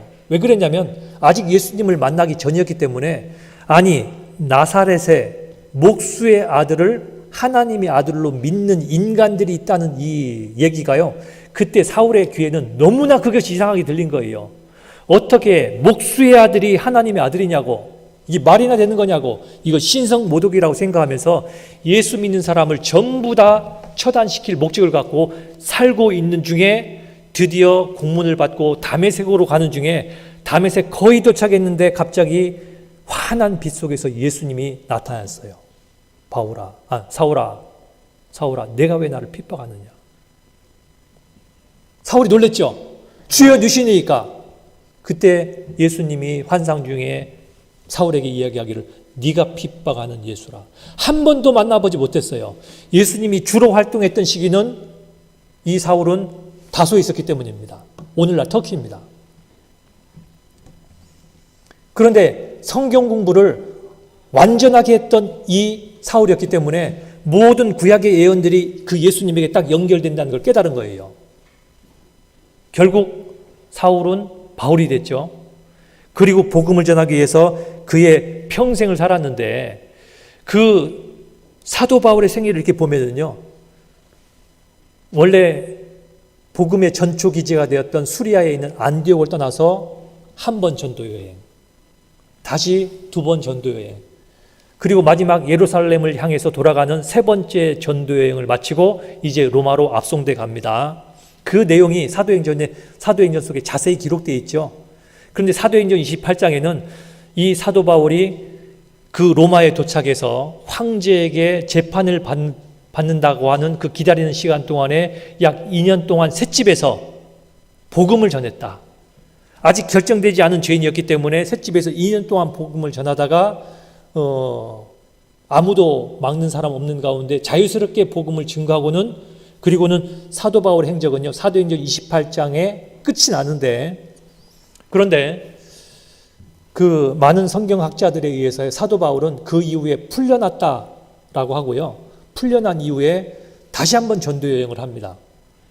그런 이야기가 사도 바울이 적었던 서신서를 가만 들여다보면요, 사도의 행전 속에서는 안 나타나는 사도 바울 얘기가 있기 때문에 가능한 겁니다. 예를 들면 사도 바울이 디도를 네아폴리로 오라 하는 이야기도 있고, 사도행전은 전혀 사도 바울이 가지 않은 곳인데 사도 바울의 있는 위치에 대한 이야기들이 있어요. 네아폴리는 어디냐면요, 오늘날 그리스에 아테네에서 서쪽으로 가다 보면은 고린도가 있고, 고린도 앞에 바다인데 바다를 건너서 저쪽 그리스 북부 지역으로 올라가면요, 오늘날 이 이태리 면에 있는 그 해안 쪽, 그리스 쪽에요, 네아폴리라 하는 겨울에 따뜻한 항구가 하나 있습니다. 그 네아폴리에 사도 바울이 내가 여기서 겨울을 보내고자 과동하기로 하노라. 그리고 디도에게 여기로 와서 만났으면 좋겠다. 그런 말을 전해요. 그런 얘기는 사도행전에는 없는 얘기이기 때문에, 그런 몇 개의 이야기 때문에 사도 바울이 한 번 더 여러 곳을 전도하고 스페인도 가서 전도하지 않았겠나.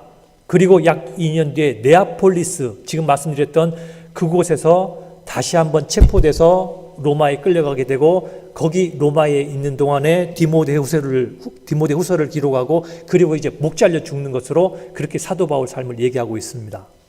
그런데 사도 바울의 그런 삶 속에서 우리에게 복음을 전하는 사도 바울의 이 마음을 보면요, 얼마나 강하고 담대한지 몰라요. 그런데 사도 바울을 강하고 담대하게 만든 것도 보면은 동일한 이유입니다. 사도행전 23장입니다. 사도행전 23장.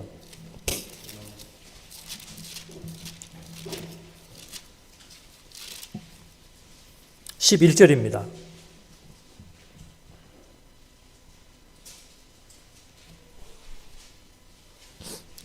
사도행전 23장 11절에 그 밤에 주께서 바울 곁에 서서 이르시되 담대하라 내가 예루살렘에서 나의 일을 증거한 것 같이 로마에서도 증거하여야 하리라 하시니라.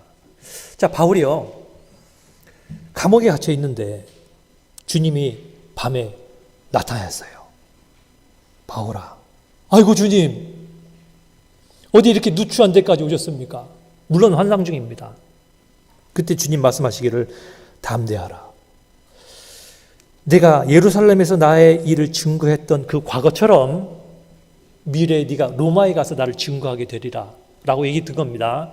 자, 주님이 이렇게 말씀하시면 분명한 사실이 하나 지금 이제 제시된 게 있어요. 그게 뭐죠? 로마에 갈 때까지 사도 바울은 이제 죽어요, 안 죽어요? 로마에 갈 때까지 절대로 안 죽어요. 어떤 일이 있어도 안 죽어요. 그러니 사도 바울이 로마까지 가는 그 여정 가운데 한 번은 막 배에 풍랑이 찾아 들어가고 바다가 온통 뒤집는 그 유라굴로라는 그 풍랑 속에서 죽을 뻔했는데 바울은 뭐라고 생각하고 있죠? 이건 끝이 아니야. 좀 있으면 우리 다 살아. 배에서 뛰어내리지 마. 나하고 함께 있으면 다 살아. 이런 얘기도 하는 겁니다.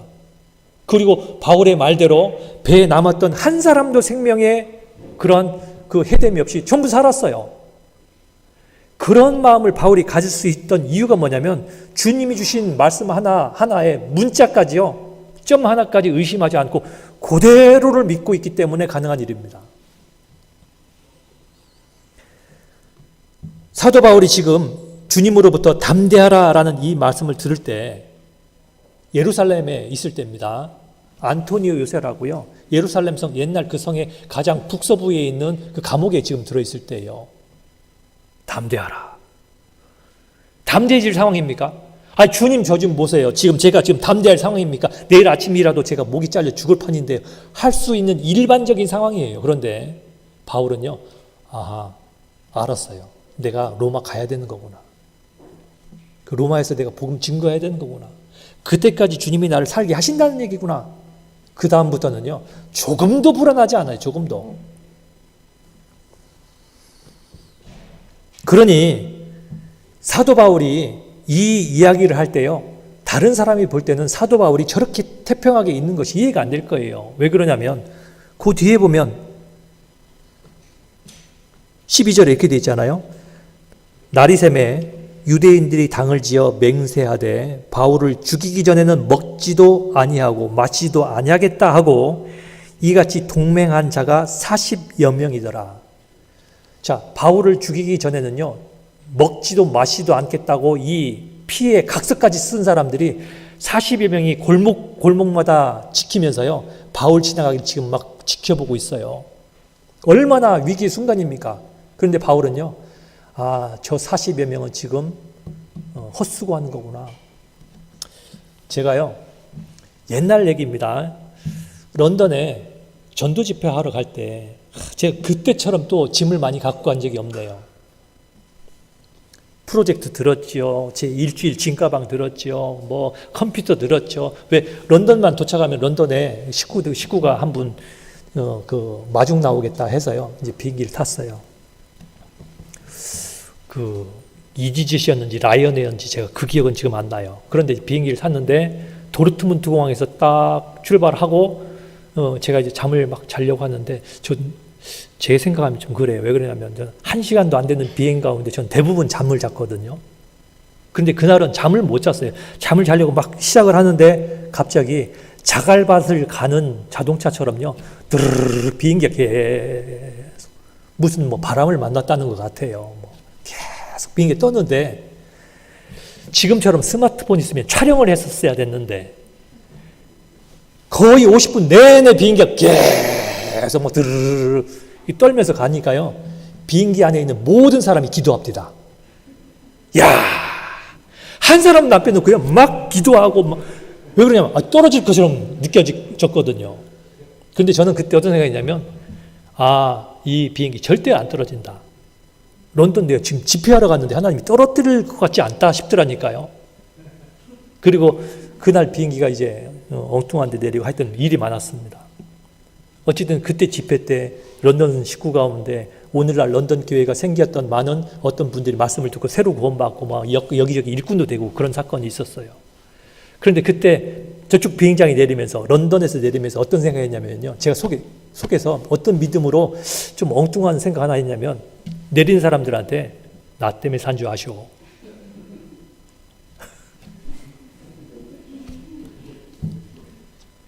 제가 너무한 겁니까? 제 정신이 없는 겁니까? 아, 그런 믿음이 있더라니까. 막 비행기 떴는데 저는 하나도 마음속에 불안하지 않고요.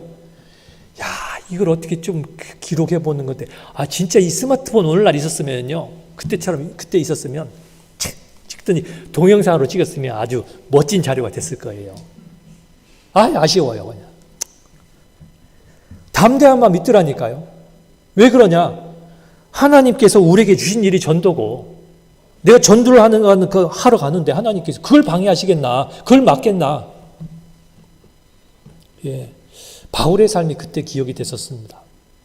우리가 잘 아는 사도 바울의 이 삶을 보면은요, 얼마나 맞았습니까? 얼마나 고생을 많이 했습니까? 여러 번 죽을 뻔 했잖아요. 여러 번 강의 위험과 동족의 위험과 신의 위험과 굶주린 것도 얼마나 굶주렸고, 죽을 뻔한 고생을요, 사도 바울은 밥 먹듯이 했어요. 밥 먹듯이. 그런데도 알았어요. 주님이 저기 로마까지 이제 나를 데리고 가실 거구나. 원래 마음속에 믿음이 분명하면 그 믿음은 위기 속에서 증명되는 법입니다. 내 마음속에 믿음이 분명하잖아요.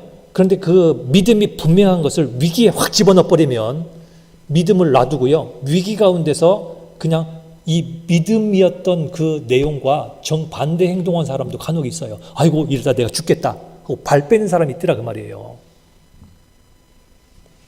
이스라엘 백성들이 엘리야가 전부 다 갈멜 산에 모았을 때 오늘날 너희가 택하라. 하나님이 신이든지 아니면 저 바알이 신이든지 선택하라 하는데, 이 이스라엘 백성들 한 사람이라도 대답했습니까? 왜 대답 안 하고 있죠? 그들의 삶이 그랬어요. 양다리 걸치고 있었어요. 바알도 믿고 하나님도 믿고, 조금 불리하면 이쪽에 발을 넣었다가 조금 이쪽이 불리하면 저쪽에 발을 넣었다가, 이게 무슨 신앙입니까? 일반적으로요, 거짓 믿음은 죽음의 핍박이라든지 환난과 어려움이 오면은요, 그의 본색깔을 드러내도록 되어 있는 거예요. 왜 어떤 사람은요, 위기가 오면은 복지부동이라고 합니까? 복지부동. 딱 엎드려서 꼼짝도 안 해요. 총알이 날라와요. 여기서 머리 들면 죽겠다고 생각이 드니까 머리 탁 숙이고요, 꼼짝도 안 하는 것처럼 신앙의 모습이 왜 그런 태도냐, 그 말입니다. 어제 우리가 성경을 배웠던 것처럼 에스더 왕비는 왕이 나를 부르지 않은 지 이미 30일인데 왕한테 그냥 나갔다가 왕이 금올이라도 얼른 내밀지 않냐면 반드시 죽이는 법인데 죽지 않을까요? 모두에게 뭐라 했습니까? 네가 오늘날 왕비가 된 그 연유가 이때를 위함인지 어찌 아느냐? 네가 혹시 입을 가만히 하면은 네 집이 편안할 거라고 그거 믿지 말라. 이스라엘 백성들은 다른 방법으로 말미암아 구원을 얻으려니와 너와 내 집은 망하리라. 망할 거라고 얘기했잖아요. 신앙에 망하는 거예요, 우선. 그러니 에스더가 그 말 듣고 정신 딱 차려졌죠. 뭐라고 했습니까? 나를 위해서 3일 동안 같이 기도해 주십시오. 죽으면 죽으리다 하고 나갔잖아요. 예, 사울왕은 상황이 생기고 변수가 자꾸 눈앞에 보여서 위기를 느끼자마자 사무엘이 그에게 작정했던 그 시간까지 못 기다렸습니다. 결국은 위기 가운데 자기 마음대로 행동했어요. 레위인만 지내야 되는 그 제사를 자기 마음대로 드려버리고 거의 기다렸는데 말입니다.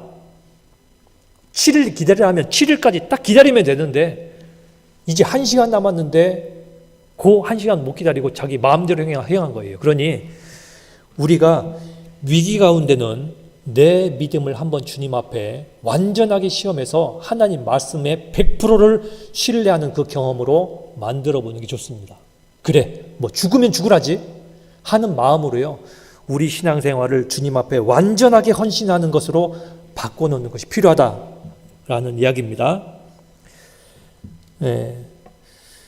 아브라함은 하나님으로부터 불가능하게 보일 때 하나님 말씀을 신뢰함으로 하나님께서 의롭다 하는 소리를 들었잖아요. 네 후사는 하나님 저 후사 없는 거 알아요. 아직 자식 없잖아요. 제 후사는 저 다메섹 엘리에셀이니이다. 네 몸에서 날 자가 네 후사니라. 아이고 하나님 알겠습니다. 아브라함은 불가능한데 믿었어요. 불가능한데. 왜 그 사도 창세기의 아브라함 이야기를 우리한테 말씀하실까요? 15장 보면 자세히 읽을 수 있잖아요. 머릿속에 계산하니까 믿어지기 때문에 머릿속에 계산하니까 이해되기 때문에 믿는 건 누가 못해요. 하나님의 약속이 불가능하게 보일지라도 하나님이 약속하셨으니 믿는 것이 우리 일입니다. 하나님 저에게 그렇게 약속해 주시니 감사합니다. 하나님 뜻대로 행하겠습니다. 원래 강하고 담대한 믿음은 어디서 오냐면요, 모든 것이 이해되기 때문에 오는 게 아니라 그 약속을 하신 분이 절대 전능하신 완전하신 하나님이 하신 약속이고 그분이 나와 함께 하시겠다고 임마누엘 약속을 하셨기 때문에 우리가 신뢰할 수 있는 겁니다. 제가 지난 한 해에 코로나를 저도 같이 겪으면서 함께 했던 식구들의 그 많은 신앙의 경험들을 함께 어찌 보면 누리면서요.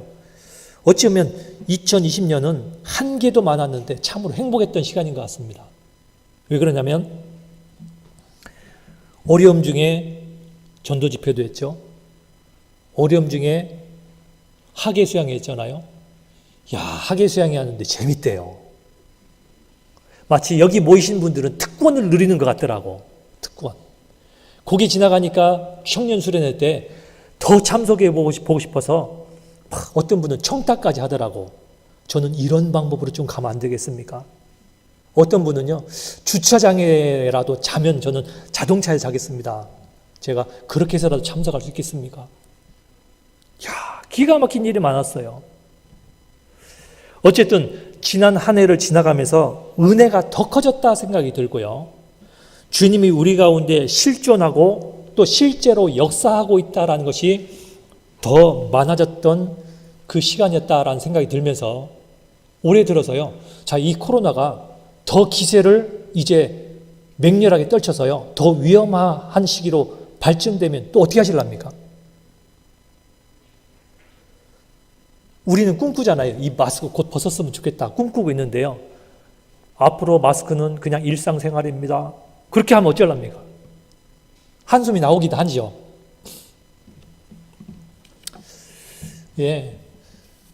앞으로 우리가 일상생활이었던 옛날 것에 대해서요, 얼마나 소중했는지를 더 깊게 느끼는 시간이 올지도 몰라요. 이제는 그것이 일상생활이 우리 삶 가운데 오지 않을 수도 있지 않을까? 왜 성경에 예언된 대로라면요, 앞으로 가면 갈수록 전염병은 더 많아질 거 아니에요. 더 힘든 시대가 될 거 아니에요. 어려움은 더 많은 이야 있을 거 아니에요. 난리와 난리 소문이 있겠으나라고 한 것처럼 난리 소문이 있는 가운데 갑작스럽게 평화 얘기하는 게 7년 환란 얘기잖아요. 그러니 우리가 살고 있는 이 시대에 앞으로 좋은 것을 꿈꿀 게 아니라 더 어려움이 온다 해도 내 신앙생활의 태도는 이렇게 해야 되겠다라는 걸 각오하는 것이 훨씬 더 이제는 중요한 시간이 되었다 싶어요. 입으로 믿음이 강한 채, 신앙이 있는 채 그렇게 하는 것은요, 어려움이 탁 닥치면은요, 표시가 금방 납니다. 찬송가에 나의 등 뒤에서 나를 도우시는 주라는 제목의 노래가 있어요. 내 눈에는 안 보여요. 나의 등 뒤에서 나를 도우시는 주. 그런데 때때로 뒤돌아보면 여전히 계셔요. 안 느껴졌는데, 안 보였는데. 그리고 그 주님이 미소로 나를 바라보시며 나를 찬송가 내용이 희한해요.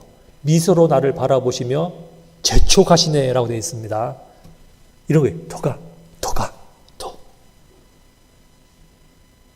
찬송가 내용이 희한하더라니까. 그래서 찬송한가 봐요. 많은 사람이 그래서 좋아하는 모양이에요. 나의 인생길에서 지치고 고나여 매일처럼 주저앉고 싶을 때 나를 밀어주시네.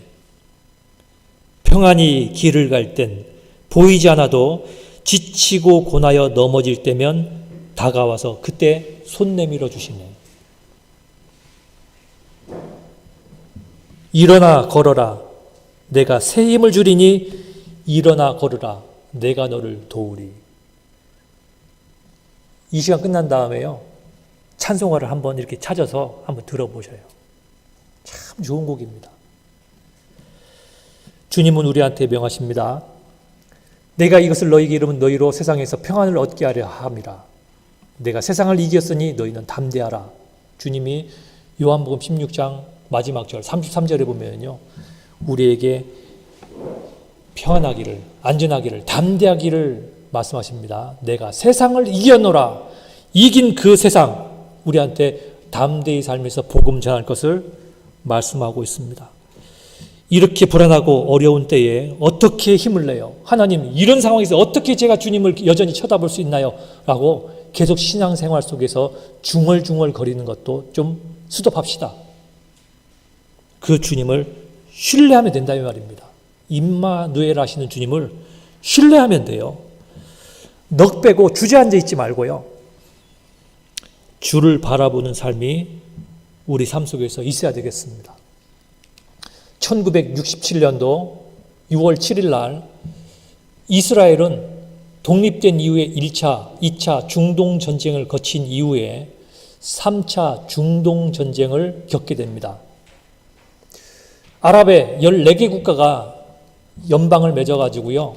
전부 다 연합국으로 이스라엘 치기 바로 직전에 이스라엘의 선제 공격으로 전쟁이 시작된 날이 바로 그 1967년 6월 7일입니다. 아랍에서 초계 비행을 마치고 탁 기지로 복귀한 그 시간에 이스라엘 전투기 300여 대가 동시에 떴다고 그러죠. 그래서 6일 동안 전쟁을 한 유명한 전쟁입니다. 6일 동안 전쟁하면서 골라한 고원 뺏었죠. 시나이 반도 뺏었죠. 그리고 예루살렘을 다시 탈환했어요.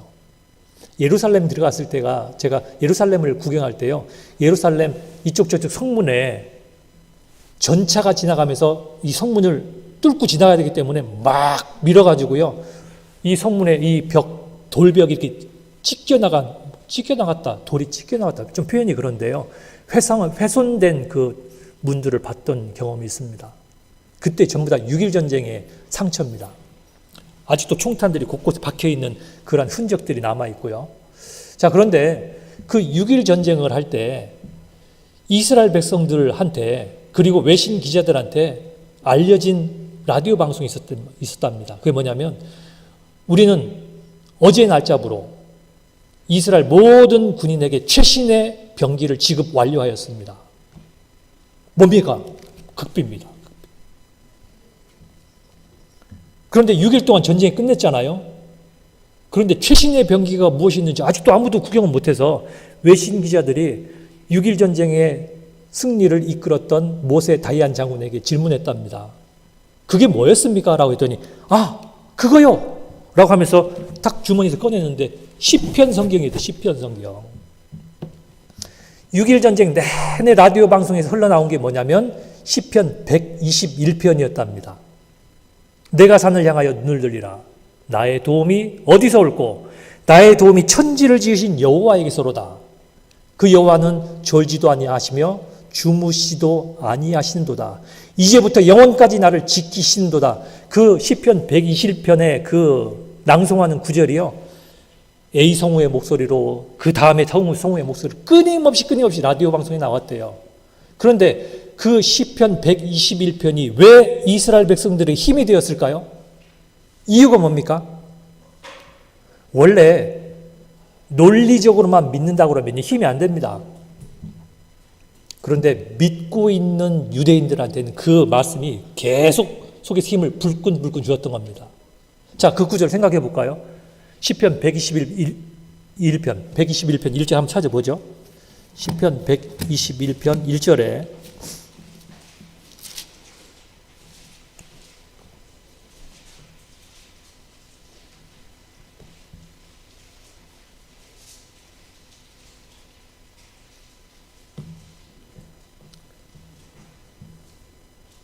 내가 산을 향하여 눈을 들리라.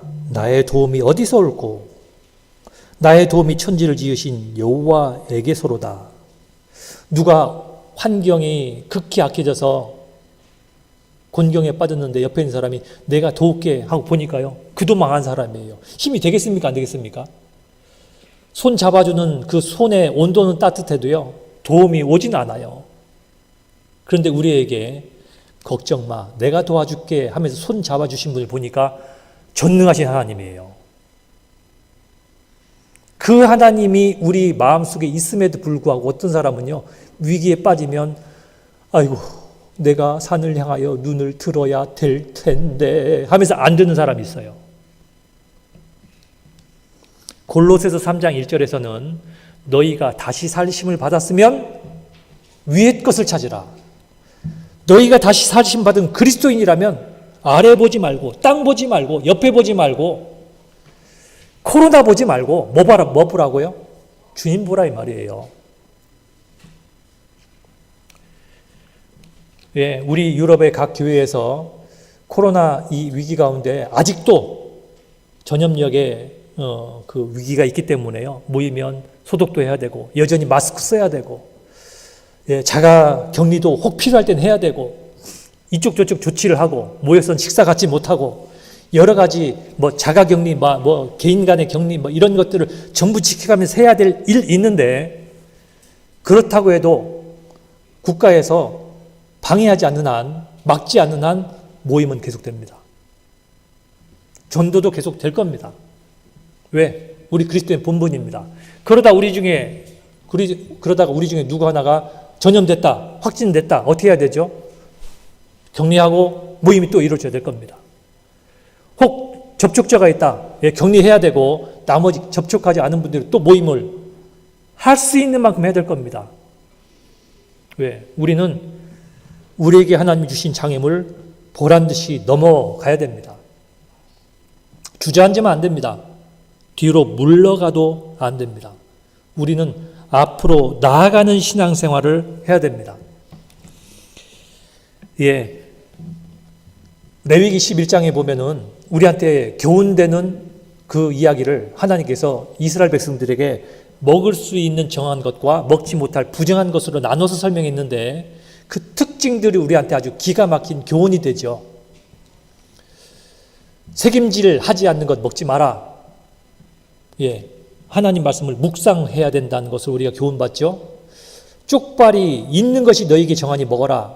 발이 굽이 갈라졌다. 그 말은 뭐냐면 세상을 내가 악한 것과 하나님의 선한 것을 분리해서 주님의 뜻을 쫓아가는 그 발이, 쪽발이 갈라진 것으로 신앙생활을 해야 됨을 이야기하는데, 그 다음에 물고기는 뭐라고 얘기했냐면요, 물고기는 비늘과 지느러미가 있어야지 너희가 먹을 수 있는 정한 거라 말씀하셨는데, 비늘과 지느러미가 있는 물고기의 특징은요, 웅덩이에 저 시커먼 데 머무르지 않고 조용히 있지 않고 물살을 거스르면서 올라갑니다.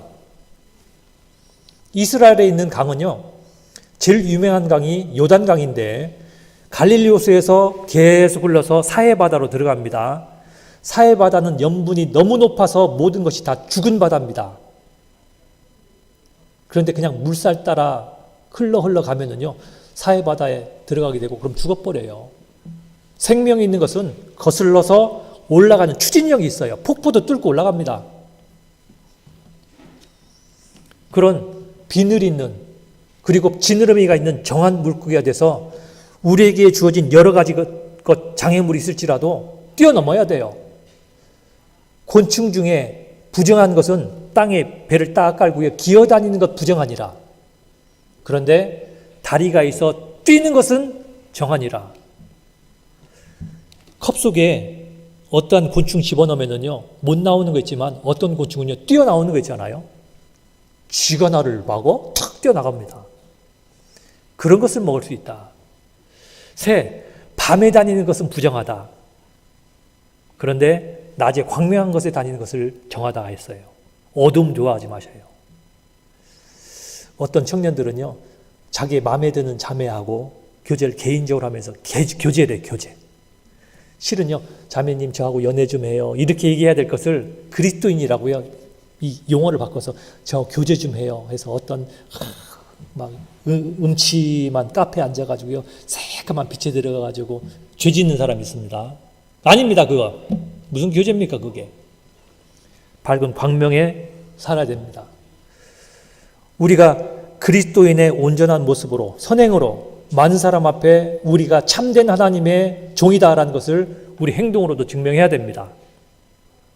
더 중요한 것은 우리의 믿음의 자세가 올바라야 됩니다. 거슬러 올라 그 어떠한 장애물도 뛰어넘는 그런 신앙생활을 해야 되겠습니다. 시편 27편입니다. 시편 27편.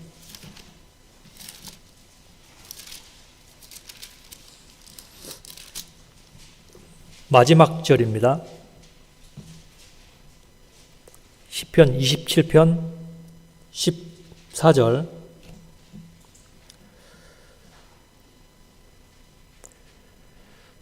너는 여호와를 바랄지어다.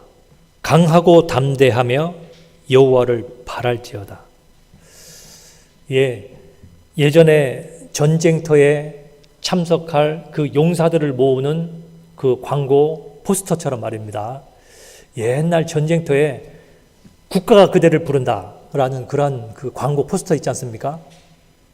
그 옛날 그 자료들 보면은요, 진짜 멋있고 늠름한 군인을 딱 포스터에 딱 중앙에 집어넣고 국가가 당신을 원한다 이렇게 광고하면은요, 속에 애국심이 있는 청년들마다 막 불이 붙어요. 와, 그래 나도 저런 멋진 그런 군인이 돼야지 하고는 전쟁터에 나가서 폐잔병의 모습으로 살아가는 사람들 있잖아요. 자, 우리는 주님으로부터요, 강하고 담대하라, 주님의 군사로 부름을 받은 겁니다. 여호와를 바랄지어다. 우리는 눈을 들어서 하나님을 바라보고 우리 앞서가신 주님을 바라보면서 우리 신앙의 자세를 더욱더 적극적으로 해야 되겠습니다. 자, 이 한 해가 이제 시작한 지 3일 됐습니다. 감사하죠. 예. 그 여러 가지 상황으로 인해서 모이기가 쉽지 않은 때인데도 불구하고 이렇게 함께 모여서 말씀도 들을 수 있고, 함께 모이지 못하는 곳은 비록 인터넷, 줌이나 유튜브를 통해서 말씀을 함께 깊게 생각을 하고 묵상하면서 이 동계 수련회로 한 해를 시작할 수 있는 것이 정말로 큰 은혜라고 생각이 듭니다. 좀 아쉽긴 해요. 그러죠. 전부 다 어디 수련회장에 같이 모여가지고 얼굴을 맞대서 식사도 같이 하고, 그리고 서로 손도 부딪혀 보면서 몸도 부딪혀 보면서 직접 그간의 안부도 묻고 그렇게 모임을 했으면 얼마나 좋겠습니까마는 그렇지 못한 장애가 왔는데, 장애를 넘고 하는 이 동계 수련의 최고 좋은 방법이 이번에 이 모습이었다고 생각을 합니다. 제가 3박 4일 동안에요, 같이 동계 수련을 참석하면서 각 부서별 모임이나 전체 모임을 보는 중에 비록 인터넷이지만 줌을 통해서 식구들의 얼굴 하나하나씩 있는데요, 간혹 그것마저도 뭐가 장애가 생겨가지고 화면이 안 움직여요. 어제 저녁 말씀은 거의 1시간 반 정도를 그냥 멈춰있는 목사님의 말씀을 보면서 아직도 안 움직이는구나, 아직도 안 움직이는, 그러면서도 말씀을 들었어요. 그런데도 감사한 게 컸어요. 이렇게까지 해줄 수 있다는 그 하나님의 배려하심과 은혜의 감사가 됐어요.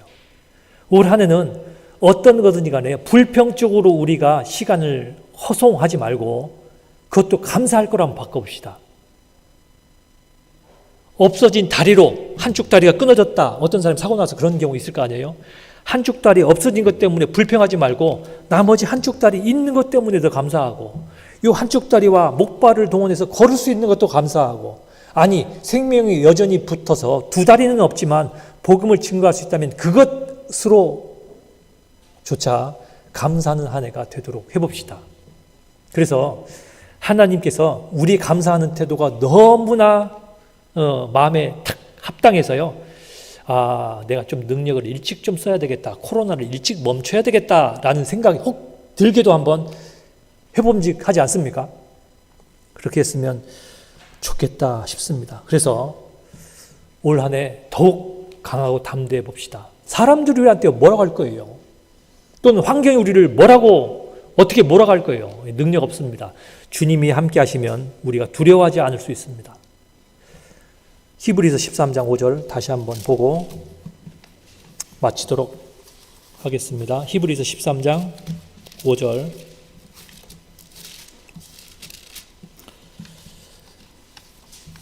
돈을 사랑치 말고 있는 바를 족한 줄로 알라. 그가 친히 말씀하시기를 내가 과연 너희를 버리지 아니하고 과연 너희를 떠나지 아니하리라 하셨느니라.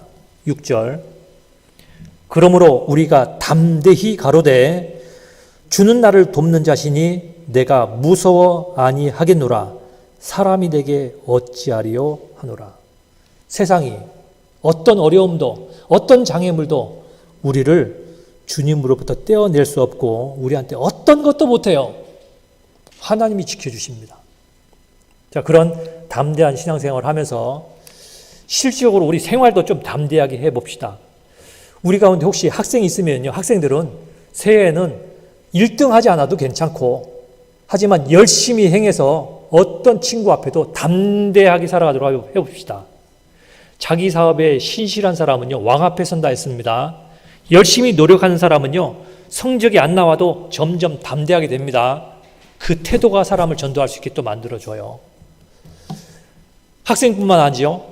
학생뿐만이 아니라 직장 생활하는 사람은 직장 생활로, 주부는 주부로, 그리고 누구든지 간에 자기가 맡고 있는 그곳에서 열심히 살아가는 한 해가 되어서 더 많은 사람을 주님 앞에 인도하는 그러한 2021년이 되도록 해보십시다. 예, 우리 원근 각지에 있는 우리 유럽에 있는 모든 식구들한테 지난 한 해 열심히 잘 살아와준 것 때문에 감사하고 또 이제 우리 눈앞에 펼쳐 있는 2021년 더욱더 열심히 강하고 담대하게 살아보기를 같은 마음으로 기도합니다. 기도하십시다. 우리를 구원해 주신 아버지 하나님 감사합니다. 우리를 자녀 삼으셔서 주님의 모든 것들을 우리에게 풍족히 더하시며 의의 길로 인도하심을 감사드립니다. 비록 우리가 사망의 음침한 골짜기를 통과할지라도 주께서 함께 하시기 때문에 감사합니다. 우리가 지난 한 해 동안에 모든 우리 식구들이 배웠던 이 어려움이 우리에게는 유익한 것인 줄 압니다. 고난당한 것이 내게 유익이라 이로 인하여 내가 주의 율례를 배우게 되었나이다 라고 시편 119편의 기자가 말씀하신 것처럼 주님 앞에 더욱 성숙한 삶이 되어가고 주님이 평소에 얼마나 많은 것을 우리에게 주셨는지를 깨닫는 것도 되고 또한 여전히 우리가 주님을 바라봐야 됨을 말씀 속에서 깨우쳐 주심을 감사합니다. 올 한 해 더욱 주님 앞에 온전히 삶으로 더 많은 사람들이 이제 주님 앞에 인도하는 원대한 뜻을 펼치는 우리에게 기회를 허락해 주시고 또 그 기회 속에서 당당히 살아가는 그리스도인 되게 도와주시옵소서. 지난 한 해 도와주신 주님께 감사드리고 지금도 함께 하신 주님께 감사하며 또한 앞으로 함께 해주실 주님께 감사드립니다. 이 한 해를 오직 주님의 권능의 손에 의지합니다. 주께서 인도하여 주시옵소서. 모든 것을 감사드리며 우리를 영원한 죄악에서 건져내어 주신 구주 예수님의 이름 받들고 기도드립니다. 아멘.